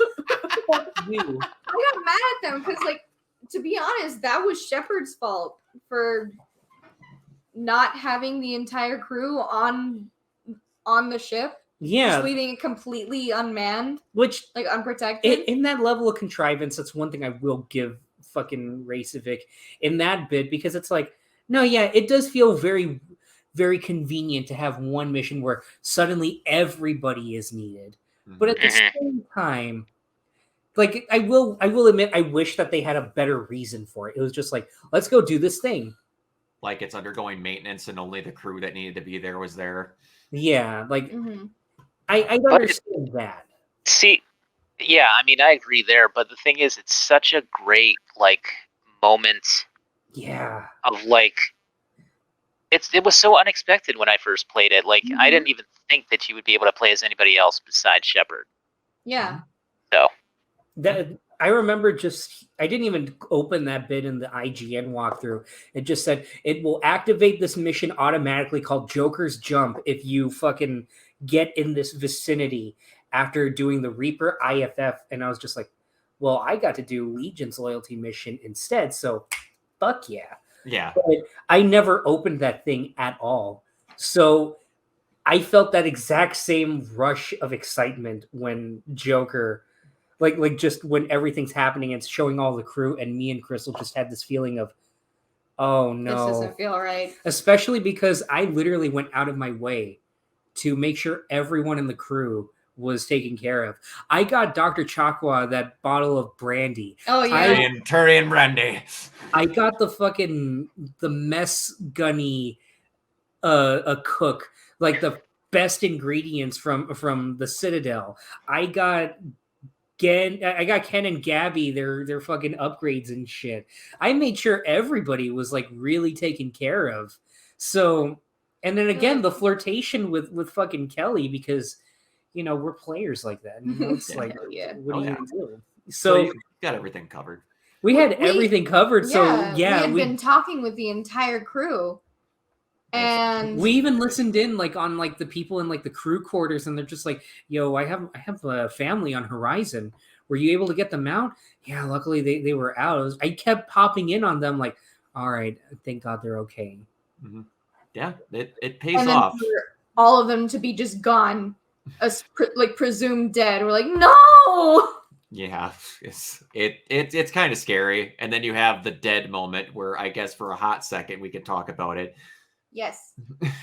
Did you like your theme? I love my theme. So it was a journey romancing Garrus. Oh yeah. Just can we talk to Garrus now? Can we talk to Garrus? Can it wait? I'm in the middle of some calibrations. Like, go. Calibrate this motherfucker. Pretty much.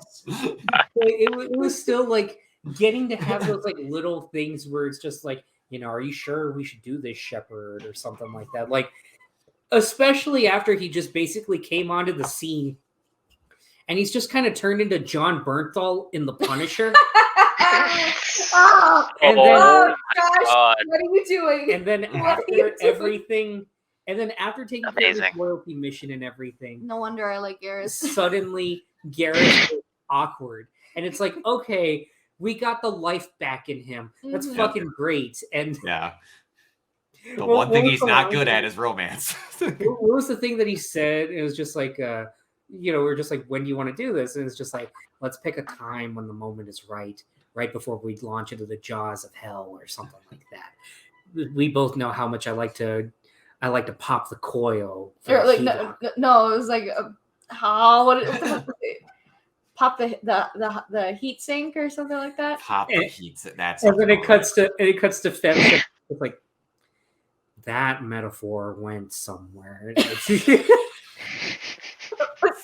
Femshep's loins will remember this.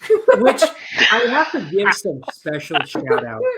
I have to give a special shout out to Jennifer Hale, because the best. Crap, seriously, I listened to this one thing of the voices in Mass Effect 3, and they played male Shep and femme Shep back to back saying the same line. And I imagine it's something near the end of the game, something about that's the thing about humanity, having the choice or something like that. Mhm. And male Shep says it, it's like, no, yeah, that's a good, that's an intense reading. That's a good line. But then it cuts to Jennifer Hale.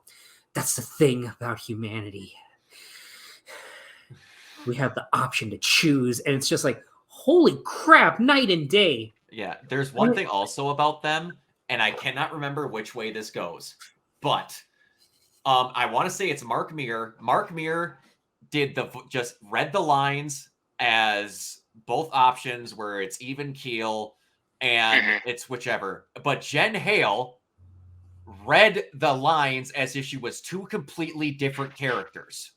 She read them in a personality as Renegade and read them in a different personality as Paragon. So if you want to play as the most bipolar person on Earth, start mix matching those because you can tell. No, I know what you mean, and it's the fucking best. The few times I went Renegade, it was just like, oh, she's ooh, but no, she especially gives it for those romance dialogues.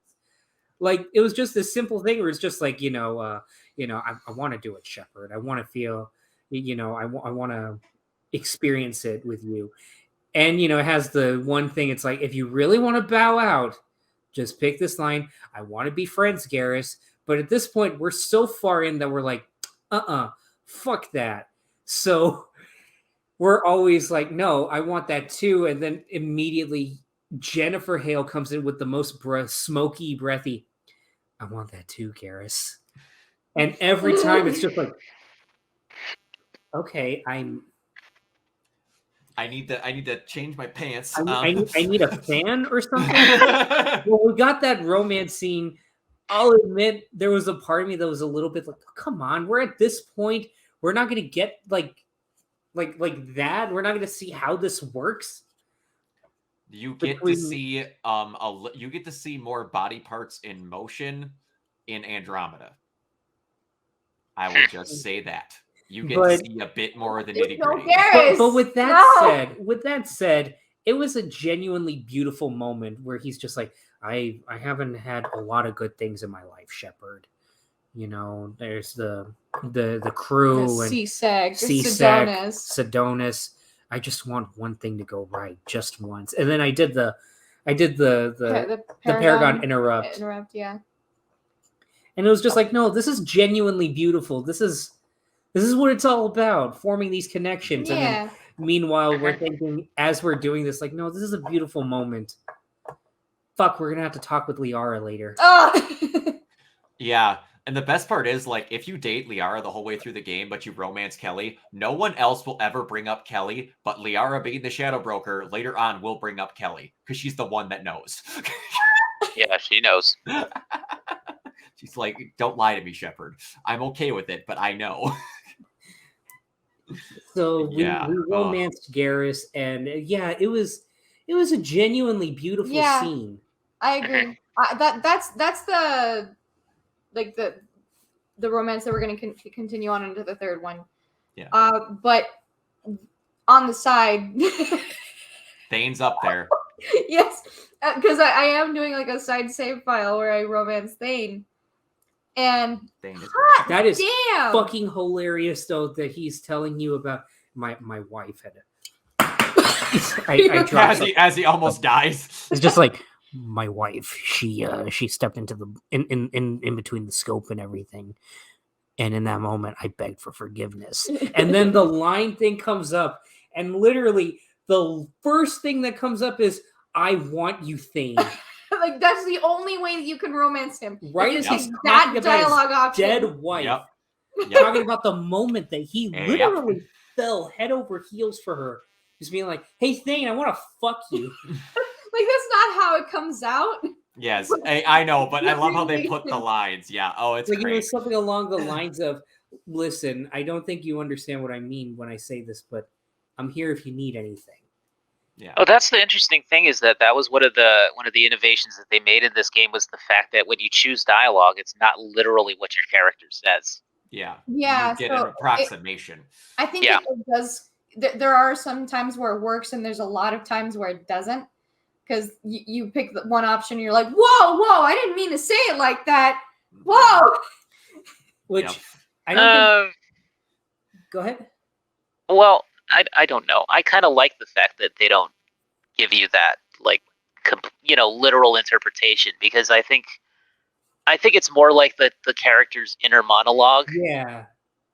So for me, it works more often than not. But anyway, just for me personally. I feel that too, but Yeah. I will admit, like there are points where that just completely leaves my head. It's like I don't want to tell them to literally go eat a dick, Yeah. but it's which I don't think I ever mentioned this, but we did talk to Captain Anderson.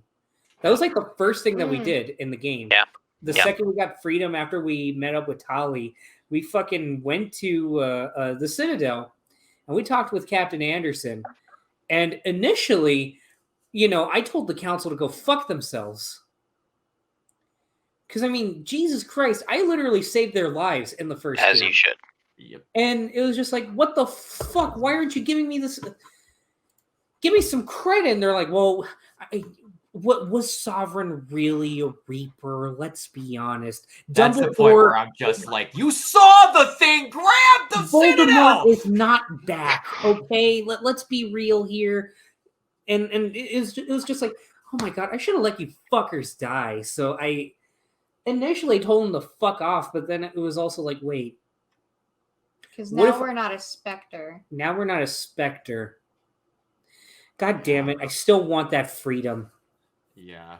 I'll tell you to go fuck yourself, but I'll be a Spectre, I guess. And then Udina comes in and is just like, Shepard, what are you doing here? Hey, dipshit, I'm a Spectre still. I'm back from the dead. Fuck yourself. Yeah, fuck Udina. Oh, yeah. Every time Udina sucks, even if you make him the representative instead of Anderson at the end of the first game. He still sucks. Udina's a fucking snake. I would expect nothing less from him. That he would be like, Shepard, I know that you got me in my position, but at the same time, I am higher rank than you. So go suck my nut. Again? Wait for 3. Yeah, payoffs, man. Oh boy. If I don't get to punch him, I'm gonna be like really angry. Don't say anything, Brock. Don't say anything. Don't say anything. I'm just gonna shut my mouth. No spoilers. No spoilers for that one. Just gonna shut my mouth. But it's awesome. But yeah, we are at. Oh, actually, I was wrong about that being the best Renegade Interrupt, because there is one Renegade Interrupt in Mass Effect 3 that I think is better. And I won't say what it is. My favorite Renegade, and it's not an interrupt, it's just a line. It's in Thane's mission, and I said it during the first video, where Nasana dances, Shepard, you're supposed to be dead. I got better. I'm just like, yeah, so good. I got better. I got better. And Thane just... But, classic X-Men line. Oh, it is. This one's for you, Morph. But anyway, Matt McMuscles has that line ruined for me now. I just can't totally hear it. I'll never hear that and not think of fucking Omicron. They're talking about, he's just like, after mentioning that, it's just like that. It's just like in Schindler's List, where like, and then everybody just stops and you just hear Pat. It's just like that famous line in Schindler's List where Liam Neeson just looks at the train and is just like, this one's for you. I can't tell you on a daily basis where I'm like, damn it, I miss best friends. Oh, but all right, we are at the moment of one of the coolest freaking missions in video game history. We're gonna go through it, and I'm gonna start you. We're gonna go through all of it. So, did you get all the upgrades? Yes, I did. All right, so Normandy is attacked. You made it through that, obviously. You got through all of it. How happy were you that you got to blow the living shit out of that ship coming in when he said baby's got new teeth? That was amazing. Yeah. Oh man. That was very nice. Oh, I was so happy. I tell you though, the first time I played Mass Effect 2, didn't know shit that you could upgrade the ship. I lost like 5 people. There's a support beam falls and impales Jack in a wall. There was all sorts of, it gets bad. You lose people like crazy just because the ship starts falling apart. It's not good. Oh, it's not good. But so run us through your decisions here, buddy. Okay, so as yeah. we were heading through there, What was It's the just first like- thing? Did you do this with a guide or did you do it on your own? this one is thanks to Kiona. I was still nervous as hell. I had the fucking flow chart that you gave me all those years ago, and that you resent when we started doing this again. I had it. Yeah, I open resent you in the another- link. That's I had it open in another tab for a solid 2 weeks, as you should. and it was just like, okay. And I was worried that I didn't get all the fucking upgrades for the ship, but I was just like, no, I think I'm good. We're just gonna have to wait and see. And then it would cut to somebody in the Which- ship, and I'm just like, Real okay. quick, because I didn't know about the flow chart. I knew that there was a flow chart, but I didn't know what it was for. And then you start telling me like, oh, good thing I had that upgrade. I'm like, did you get the other upgrades? Are we gonna lose people? Why didn't you tell me about this? And so I'm like, are you sure you got that upgrade? I didn't, because you didn't tell me. So I kind of, in that sense, I kind of had this spoiled, but at the same time, my shepherd would want as many people to make it out as she could. Yeah. Yeah. So Yeah. it comes time for that first thing, and we're like, yo, we gotta go through the vents, and then we gotta have like a support team. And then Jacob, fucking idiot, is just like, sounds like a suicide mission. Man. What are we, some kind of suicide squad? That was literally what I sent you guys when I told you, in my way of telling you guys, I'm there. Oh, yes. Oh yeah. Which, the one regret that I have about the suicide mission is that I didn't play it in one go. Oh, you didn't? What happened was, me and Crystal woke up really early because we thought she was going to have work, and I had to go to work like in 2 hours. So we got up, got ready, and we're just like, fuck it, let's pop it on, let's do this. Yeah. So we started it, and here was the breakdown. It's like, all right, who are you going to bring into the vents? And my thing was, I wanted to give everybody as much of like their own spotlight as I could. So what I did was, for the vent specialist, I sent Kasumi. And then for the support team, Miranda's just like, I'll do it. And Jack's like you will, bitch. Nobody trusts you. But then I was like, well, I trust her. So go, Miranda. And then when it came to that bit where we're on the ground and we're walking, like keeping them cover and, making sure that they're able to move on in the vents, I think I brought Zaid and Samara with me. Okay. And somehow we were able to make it through. I was so scared because when it was like, who are you bringing with you? I was like, fuck, this wasn't on the flow chart. This wasn't on the flow chart. And I started looking at the walkthroughs. I'm like, does it matter who I bring? Does it matter? And I ultimately learned it didn't matter, just as long as you're loyal. That's Unless they're funny. loyal. You playing this in the order you're playing it, in the accidental anxiety you're getting because of our advice, is my favorite part of this. Yeah. So we make it through, and it was there that I found out something heartbreaking. Because I think with the support team, you have them come, and no, I think that happens later. But because I played through Mass Effect 1, and I got to hear the speech from the Solarian general. Oh, Oh, I yeah. found this out, but Curie. you talk with Morden, and he's just like, there was that Solarian good general, good person, great at speeches. Hold the line. Oh, line. Don't like holding lines. Like being away from the lines. And apparently, if you picked Morden to be the support team leader, he will get hit And this is only if you played the first game and you got that line. He will get hit. And he's just like, shields were broken. Took too much damage.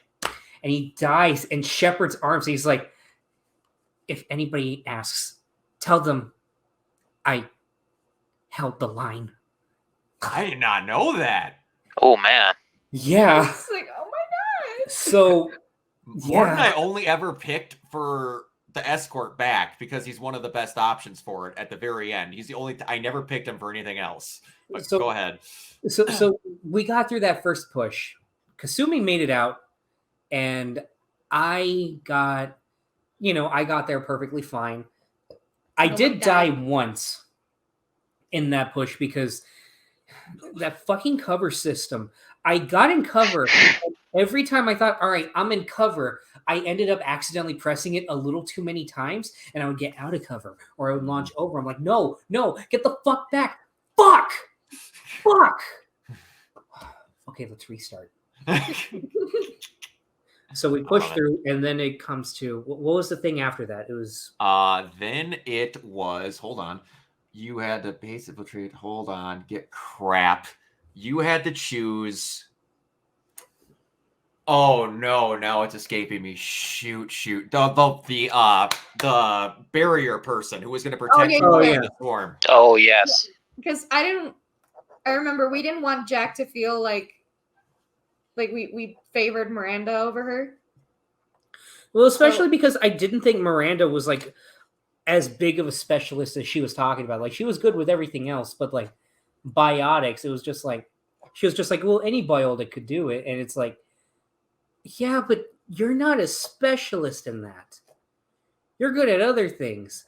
And I was thinking, well, I already had Samara with me for that first push. You know what? It only fits. Let's go ahead. Let's make Jack the fucking biotic specialist.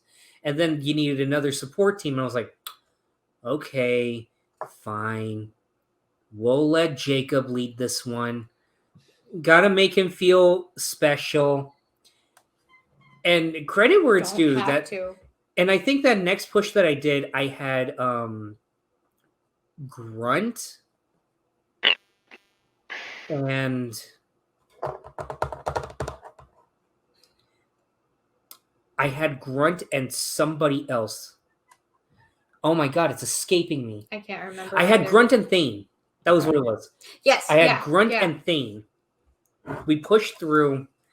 Jack was the best, which I figured because Yeah. she's like the most powerful biotic in the I group, mean, I think. maybe aside from Samara, but yeah. Yeah, but at the same time, like Samara, Like, kinda equal. yeah.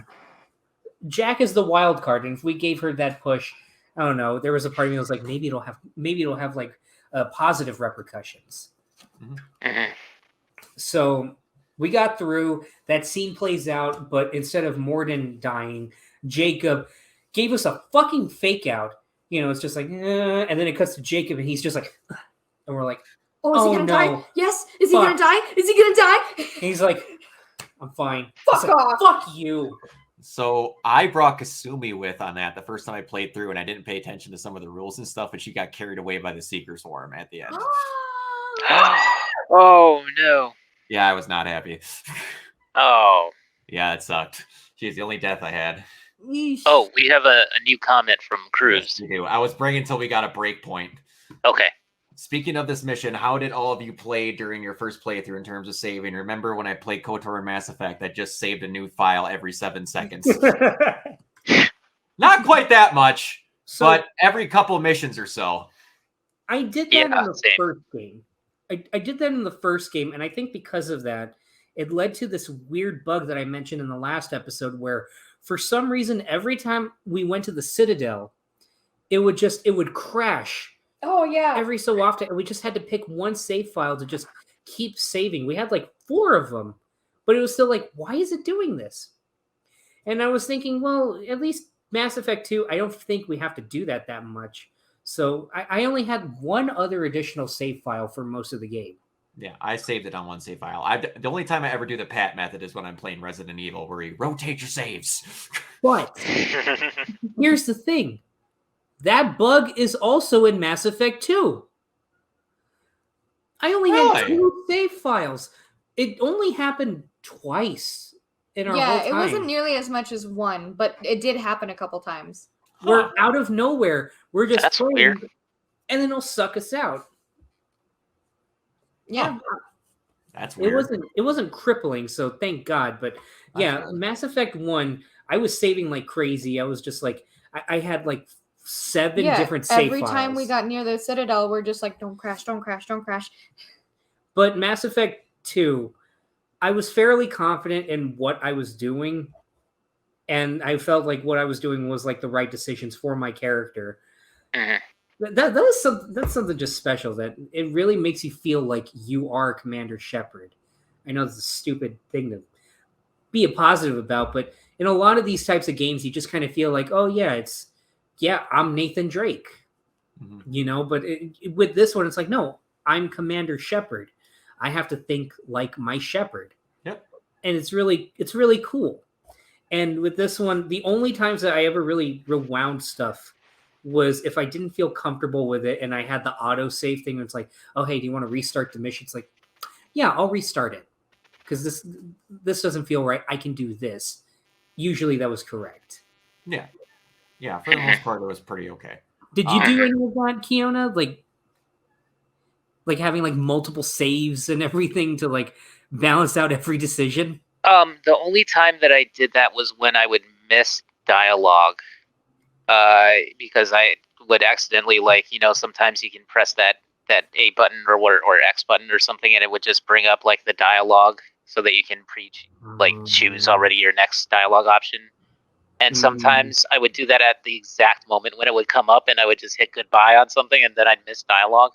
Oh yeah. So, yeah, but I remember my first playthrough of this game. Like I said earlier, I lost Morden because I put him in the vent. And thinking that he was a tech, he was a tech guy, so I thought that he was safe. And I didn't have the flowchart at the time, so everybody else survived, but Morden just got killed. Oh. And so yeah, so yeah. So that how was did you guys feel when you finally found everyone and you basically had to pry open tubes to stop them from melting? That was that was terrifying. Stress-inducing. Just the fact that I think the first person that we saw was Dr. Chakwa. Yeah. Chakwas and Kelly are the first two you see. Yep. So seeing them, I didn't even want to know what would happen afterwards, and I got that spoiled. Like after we finished, and we saw like what happens like if you let everyone die, and it just played briefly, but just seeing them get burned, it's freaking traumatic. Yeah. And if you wasted any time, they were screwed. I mean, one mission out of order and you lose those two. Oh, yeah. That's why I was like, don't. Hard cut! So we saved them because, no one gets left behind. Yep. Goonies never say die. And we then came, I think it was the escort, right? It was you're taking your 2 people to go with you and then the escort to take them back. Mm-hmm. And then everybody basically held the door besides that. In that, I let Legion be the escort. Okay. Because I thought, you know what? It's probably a big culture shock, and this will probably go a long way in 3. I doubt that they're thinking this far ahead with like these decisions. But it's like, no, you know what? They have to see that a Geth is willing to save lives. I will tell you one thing. There is a moment in the Citadel DLC to where you pick people for a mission, and whoever you have picked the least amount throughout the entire trilogy will go, man, I never get to go on anything. Oh, yes. God, I can't wait for this fucking DLC. It's the best! It's the best. And you have to wait till the end of the game to play it, damn it. Oh, yeah. That's what we're going to do. We're never going to bring Jacob on a mission and watch him cry. So we then came the last push, and I felt it was only fair that for this last push, I brought the OG crew. I brought Tali and Garrus. Nice. And then I looked at the flowchart again, and there was something about like points or something like that. You had to have an average. I'm like, fuck, did I just screw us? oh my god, did I screw us by bringing Garrus? Because it says Garrus has like this much with like combat, like this much if he's loyal. Fuck. Okay, never mind. So it's the final push through. Yes. Finally, we can talk about this. So it's the final push through against the T1 million. We're on the fucking The hexagons. T1 million. Oh my gosh. We're on those fucking hexagons. We're fighting Scions.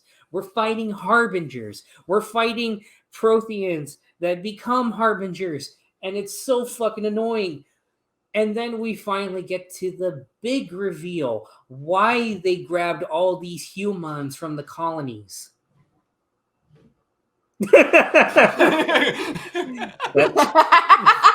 Spoilers for this over 10-year-old game. But they were making a human reaper. And I have to admit, that design is horrifying. Yeah. Mm-hmm. But you want to know what was more horrifying than that? Fighting it. No. Fighting it with no ammo. Oh no. Oh. This is what I was talking about. This is what we alluded to. In that whole push, dealing with the Harbingers, dealing with everything, we got to the fucking Human Reaper boss battle. And it starts popping up, and I'm like, I have nothing in my sniper. I have like 2 shots in my sniper. I have no bullets in my SMG.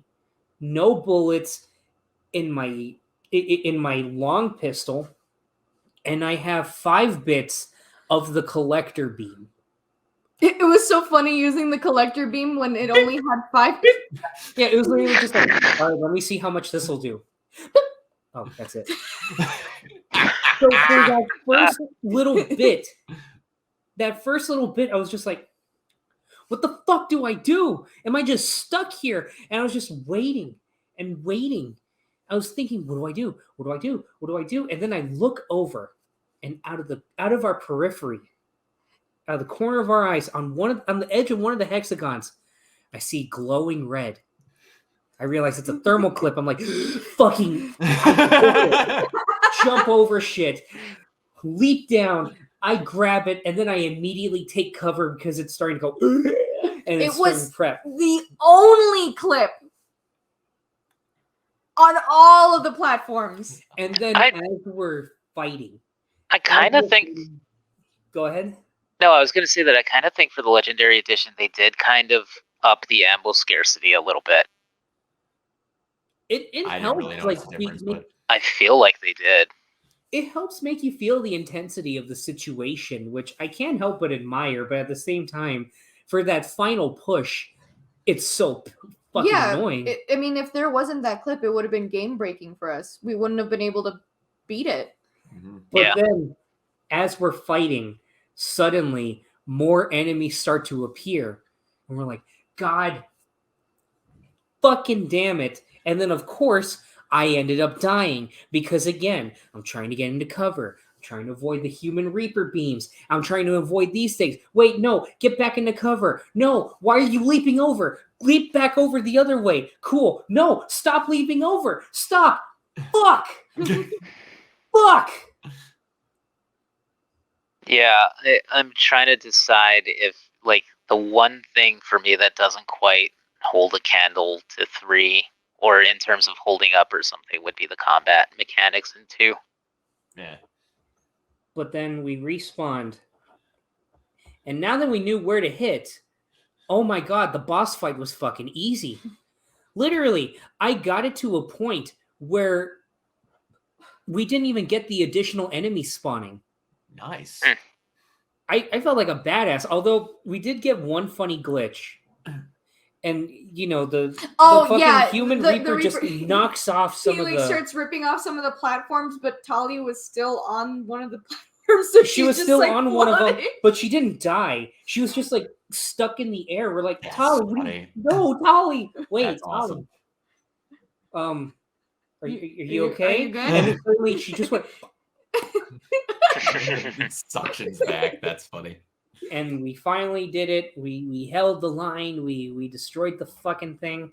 So you didn't hand it over?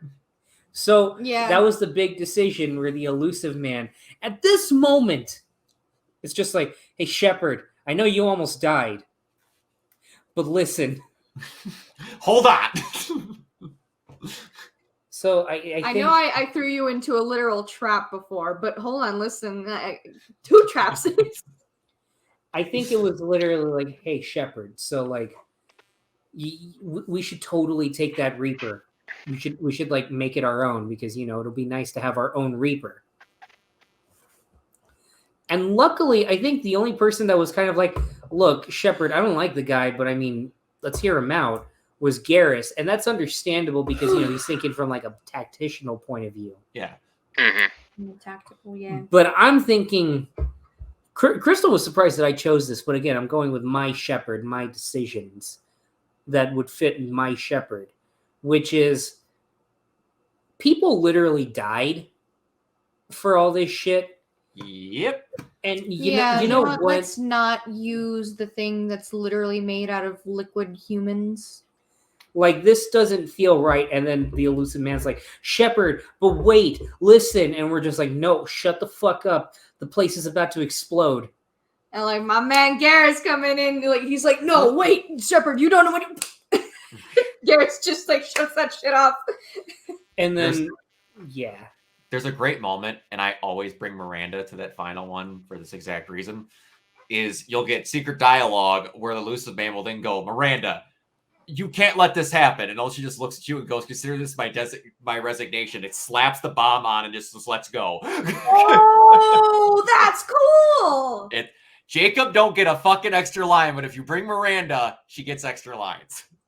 And that's why Miranda is awesome. Yeah, I like her. Yeah, Miranda's great. And we went ahead, we blew up the fucking thing, and Joker comes in with a fucking gun. Yes. Did you know that you can get everyone dead, especially Shepard, and he dies right there if you do bad enough? Yeah. Yeah. Now, luckily, I think we did really well because nobody died. Yeah, there you go. Nice. And I Awesome. I thank Kiona for this. Because literally, he was the fucking guardian angel through all this with the fucking flow chart. Well, I didn't want you to go through it and then see everybody die and just be like, oh no. Helps a ton. Yeah. Helps a ton. And then we had the final chat with the elusive man. He's just like, Shepard, you fucking idiot. Well, this plays into his arc in 3 also, so. Which, real quick, I loved how at the very end the sun behind the elusive man is blue, or blue or red, depending on which path you took. Yeah. Mm-hmm. Yeah, that's Great cool. little touch. It's a great little touch. Can I just bring up the one thing about the differences between Paragon and Renegade? Yeah. Who the fuck in their right mind would look at Renegade Shepard and be like, yeah, you're a good person? When the cracks in his red eyes cracks. The and guy like, literally Jesus looks Christ. like he looks like Anakin Skywalker when he's like on the fucking gravel. I hate you! Oh God. Oh no. I hate you. What can you tell me about the Reapers? Yes. This is my favorite store on the Citadel. Psycho Mantis. I don't care. I'm gonna play through with my Renegade Shepherd all scarred up. So terrifying. For sure. Yes.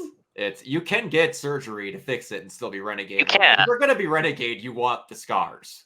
I want the scar. Yeah, I got it Just fixed like- the first time around that I played it, and now I'm just like, nope, ain't doing that. Yep. Which I gotta say, like, yeah, it's just like what Garrus says, you know, the scars do wonders. Oh yeah.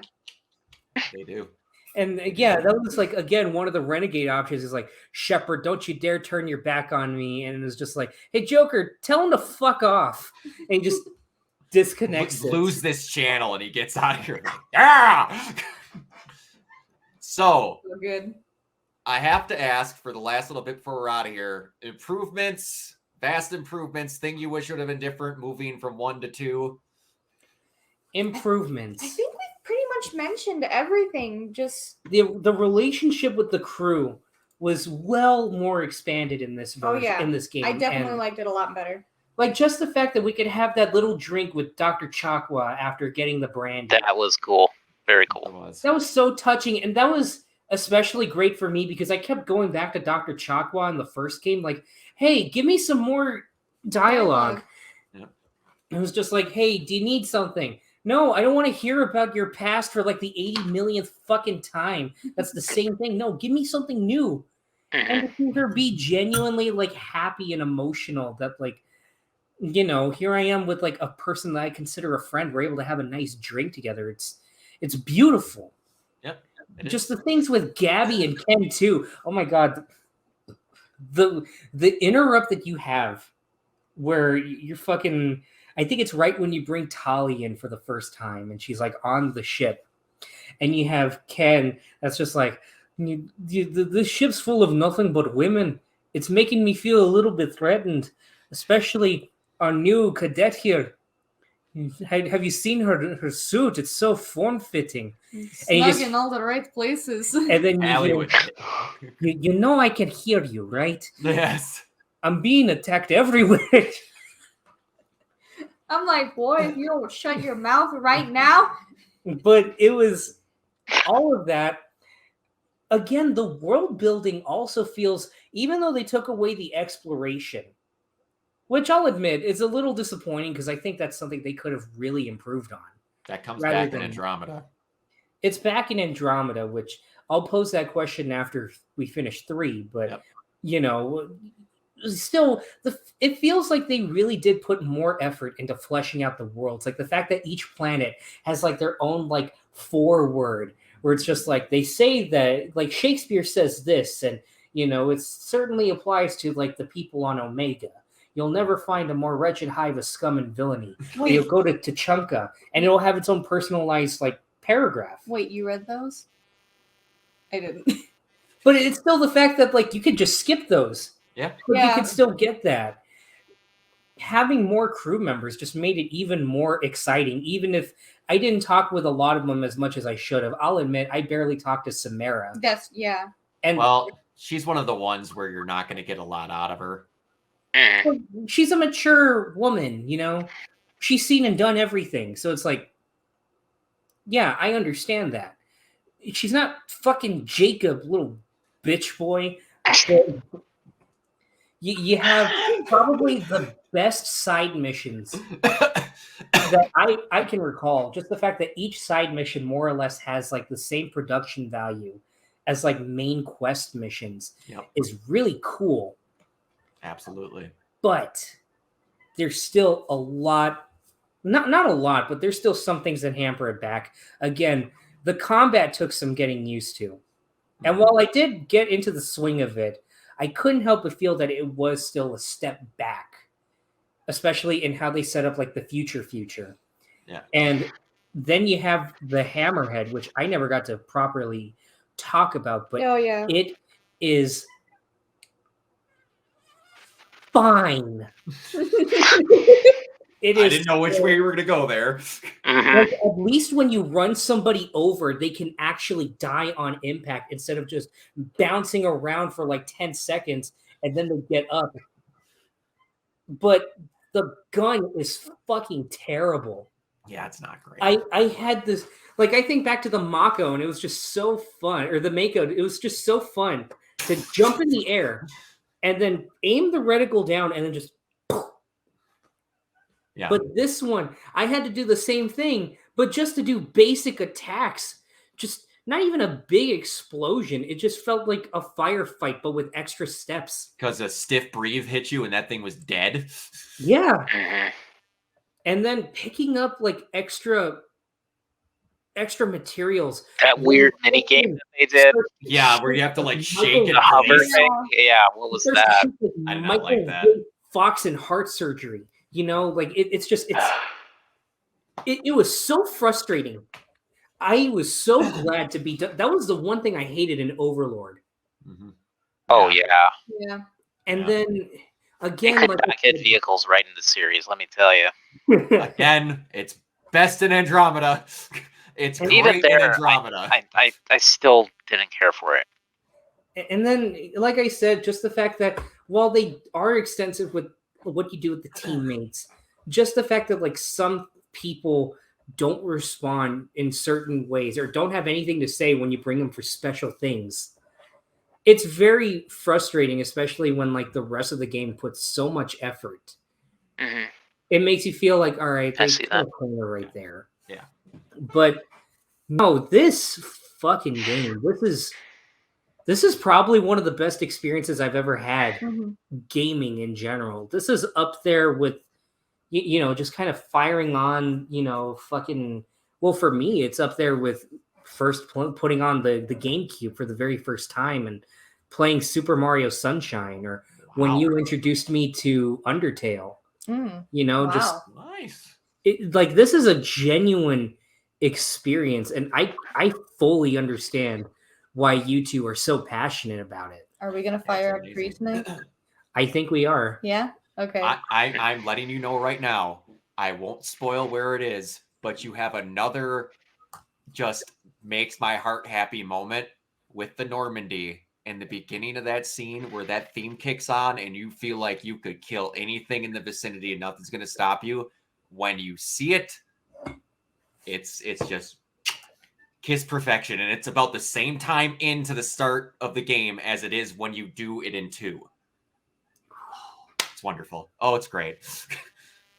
Now, There's very few. There's barely any games where I'm a big a fan as the ship that we're on as the main character of the game. The Normandy is one of the best ships in creation ever. I love that thing. I agree. now I do have some predictions. Go ahead. We'll visit So- back. Well, yes. They've been building everything up for so long that I feel like we're finally going to get something involving the genophage. They can't like have Question: do you What? want us to comment or just let you talk? no spoilers. All right. But you can Okay. comment. I feel, especially with after what we did with Morden, Yeah. they can't not follow that up at the very end. Stuff is brought up. It is a key. Yes. Thing. I will tell you that. No spoilers, but you deal with it. I feel like it's kind of foiled in the cover art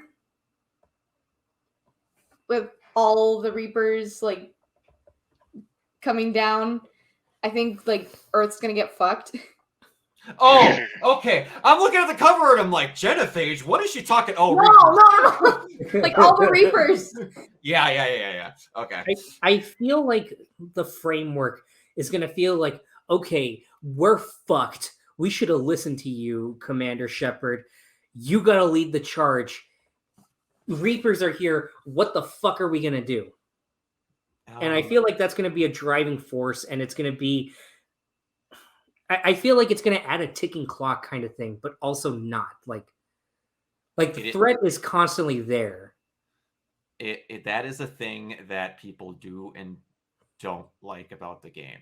I will let you experience why, but it was a thing that was a contention point.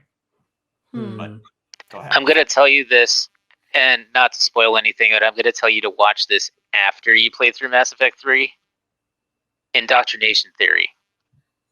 Everyone talks about that. Yeah. I don't know what it is, but Yeah. That's all I'm going to say, though. Just look it up after you play, not during, not before. After. What else? I predict we are going to feel very mixed about the ending, because I remember when my dad first played it, he hated the ending. I mean, I don't know how the ending plays out. I don't know how it ends, but I know that my dad hated it, and so therefore I think we're going to like it? Question mark. Keep in mind that when this ending was made, EA didn't want to make more Mass Effect games. Ooh. Mm-hmm.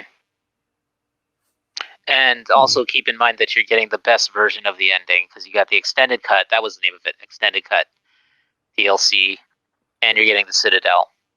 So this is the best version of the ending that you could possibly get. Whereas when we first played it and went through it and got to that ending, and I stayed up super late for me at the time. Now it's just like normal. I just stay up till 4 a.m. anyway. But like back then, it was so like For me, it was just like I hit the moment in the ending sequence where I was like, okay, they got me. I'm like almost in tears here, and they got me. And then something happens, and I was like, I am completely out of the moment. And I won't say what it is, but I'll just tell you that was my reaction. I'll say I'm a little bitch baby when it comes to sad shit. So, considering that, do you think we'll cry? With Garrus, yes. Ooh. Yeah. I will tell you, there is a moment at the end of this game that you have a specific moment at about the 98% mark with whoever you romance, and it is a exchange between two characters, because I always romance Tali if I have a male shepherd. It is one of my favorite dialogue exchanges ever, and I am guaranteed to cry every time I watch it. And they have that level of quality with each person, because you experience a deep cut drawback moment. You experience a deep cut drawback moment between you and whoever you're romancing, and all of them are done incredibly well. Is that the thing that you mentioned with Thane? No, that is during the Citadel DLC. Okay. This is during a main story mission at about the 98 percentile point in the game. So I'm assuming you don't get that with Thane. No, because this is only with characters that are alive and with you in the final push. Okay. Thane, you get a moment if you romance him in the Citadel DLC where you kind of get a out-of-body experience visit from Thane. So no matter who you're romancing, even if you're not romancing anyone and you had a past romance, you'll get a moment. So that's in the Citadel DLC, not the 98% point thing I'm talking about. One other prediction, and it may be the last one, I'm not sure. But I have a feeling they're going to integrate Zaid and Kasumi a little bit better into like the main narrative. They're integrated into the game better. Okay, that's one thing that I really more natural. Know. Yeah, they're more natural. They're not treated as DLC characters this time, and you'll notice that. Yeah, they're part of the game from the start. Okay, that's Shepherd, you son of a bitch. And just there's only one character that was added as DLC, but oh boy, does he feel important. Oh, He's probably the most important squad mate you get in Mass Effect history. Just gonna throw it out there. Okay. It's the coolest DLC character ever. I'll put it like this, like where I think I may stand emotionally, because I swear to God, I don't mean this. I really don't. But in Kingdom Hearts 3, reset the clock. In Kingdom Hearts 3, always comes back to Kingdom Hearts. I got genuinely emotional, teary-eyed, and I swear to God, I'm going to touch on this like in my future Kingdom Hearts video when it's finally done. When it's written. But there was a point where you're in like the central hub area from like the place where you first start out in Kingdom Hearts 2, which is Twilight Town. And I memorized this song so much because I always played the opening 2 hours of Kingdom Hearts 2 every summer for at least 5 years until I got to high school. Wow. Because, you know, have you guys played it? I know that I heard of Kingdom Hearts 2. Heard I misheard you then. It was Kingdom Hearts 2, and okay, I heard the beginning is very long. That's all I heard. I don't know much about it. I may be biased to it because it's the very first one in the series that I played. It's actually surprisingly very kind to newcomers. Okay. But basically in the first 4 hours or so, first 4 to 2 hours, you play as a character that isn't Sora. And the whole time you're like, where the fuck is Sora? And I remember this is a kid's game. You got Donald and Goofy and all that shit. And you go through these 7 days in the game where it's like, oh, hey, you're on your last days of summer vacation. School's going to start soon. Why don't we do some shit and fuck around like kids?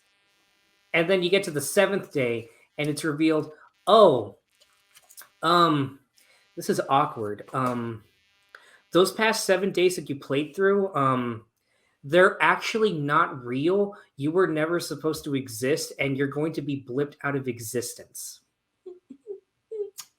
Oh. And Well then.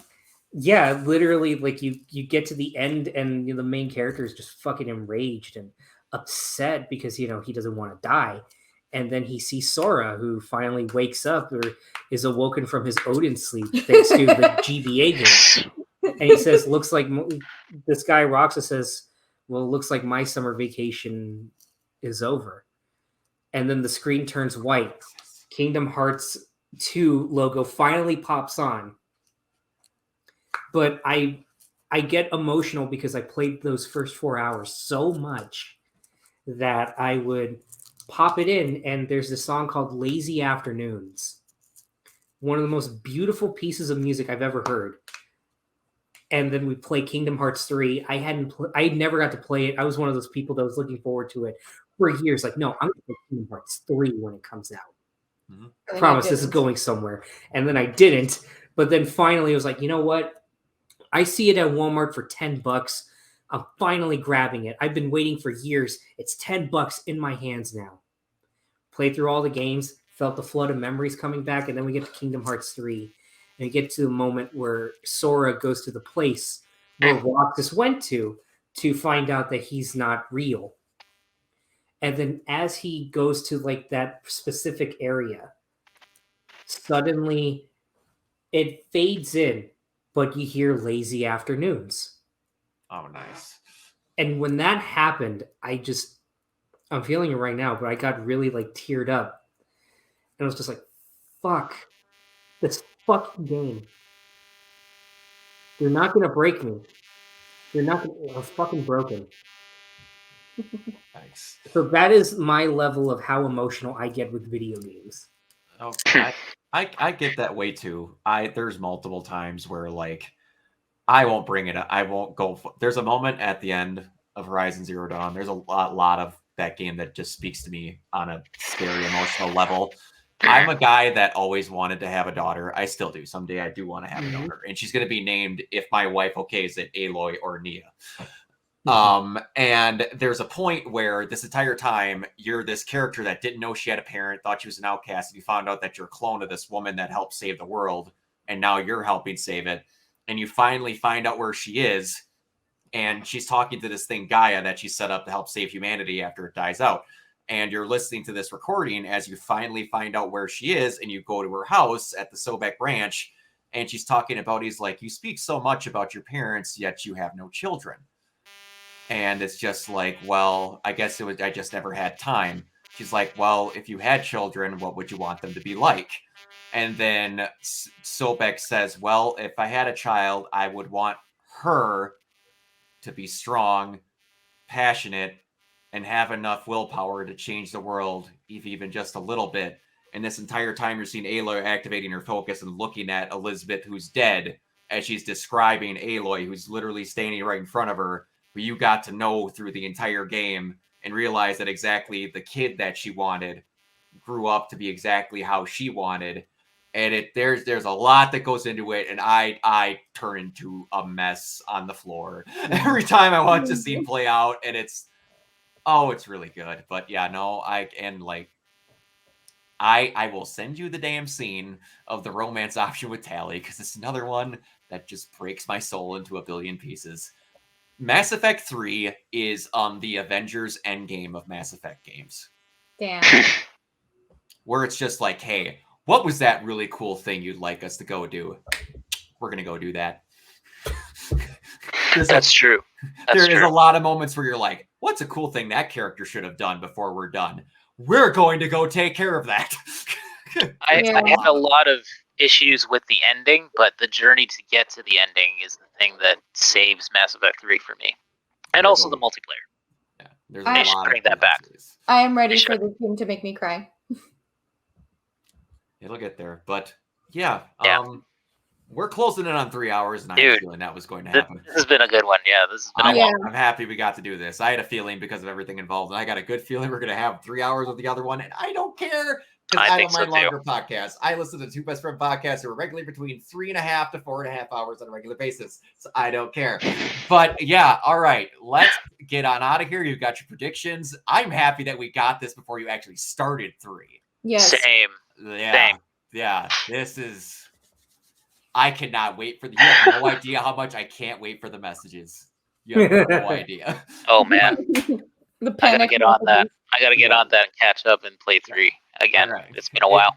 I tell you right now, if Horizon wasn't coming out 2 days from now, I'd be popping 3 back in just so Yeah. I could get it on it. But so let's get on out of here. Kiona, I'll let you go first. Tell everybody what's going on. All right, guys. You can follow me on Twitter at Keona Tang. That's KeonaTang.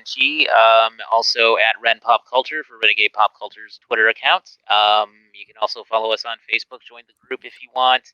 Yeah, RenegadePopCulture.com for all the good stuff, all the articles, all the podcasts. Josh is handling that nowadays, but Master he and editor. I both know how that goes. But anyway, yeah. So glad that you guys could join us, and so happy that Josh and Crystal are enjoying their first runs through Mass Effect. Yes. Oh, and boy, and what's going to be the great part is when Mass Effect, whatever it's called, comes out. Or and whatever, 5. we all have our own natural reactions at the same time. Yes. Yeah, I'm that's really going to be glad. awesome. That's going to be an experience. I'll get to talk about a new Mass Effect game. Oh, man. But, We all right. already have a lot to talk about with the promos they've released and the ads and the pictures and ads. Oh yeah, because if you zoom Oh, in yeah. on that stuff, there's things and There's yeah, things. there. All right, Josh Crystal, go nuts. Okay. Me, you can find me on Twitter and TikTok under simply_ragu816, and you can also find me on the Renegade Pop Culture Facebook group under my name, Crystal Gillum. That's pretty much it for me. You should talk about the TikTok. Oh, you know what?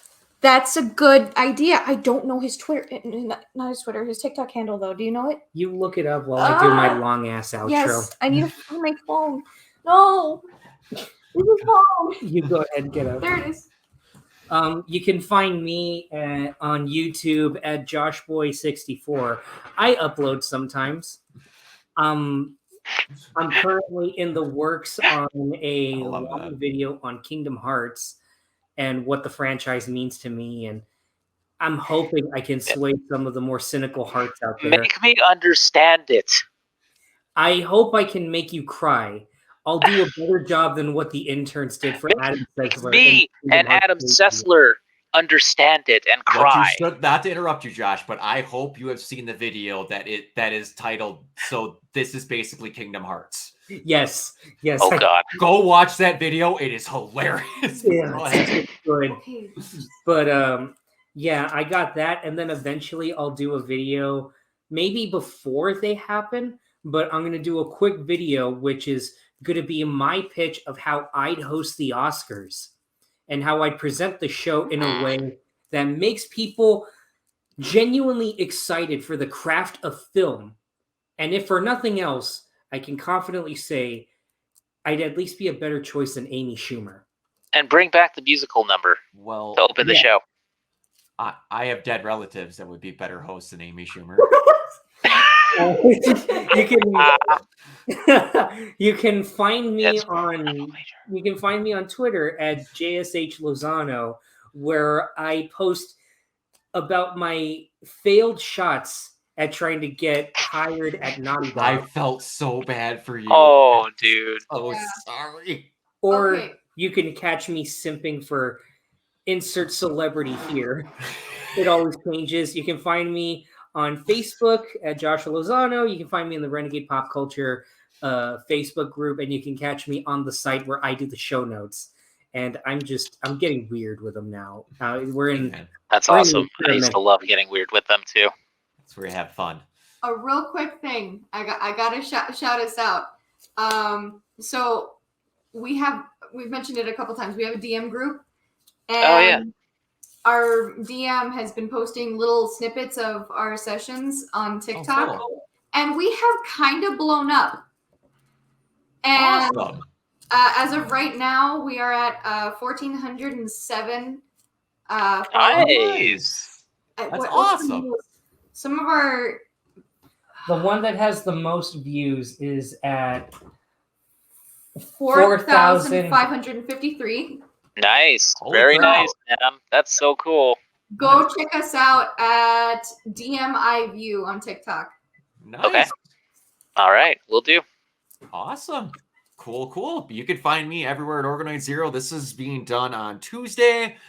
Will likely be uploaded and edited on Wednesday, and then I will be streaming Horizon for a good chunk of the next week because once Thursday hits, I have 10 days off and I'm not leaving this house. So I am ready. Oh boy, I've gotten to the mode where everything I see now is starting to get spoiled, so I've literally shut internet off. So Oh yeah, dude. Yeah, seriously, stay off Twitter. Yeah. I like. There's stuff that's in the game that I hoped was in there. Where they're like, a friend of mine was like, "It's in there." I'm like, "Cool, don't show me anything else." He's like, "I promise I won't." I'm like, "Thanks." Yeah. All right, we will see you all next time, and All I right, cannot wait to see you guys next time. Bye bye.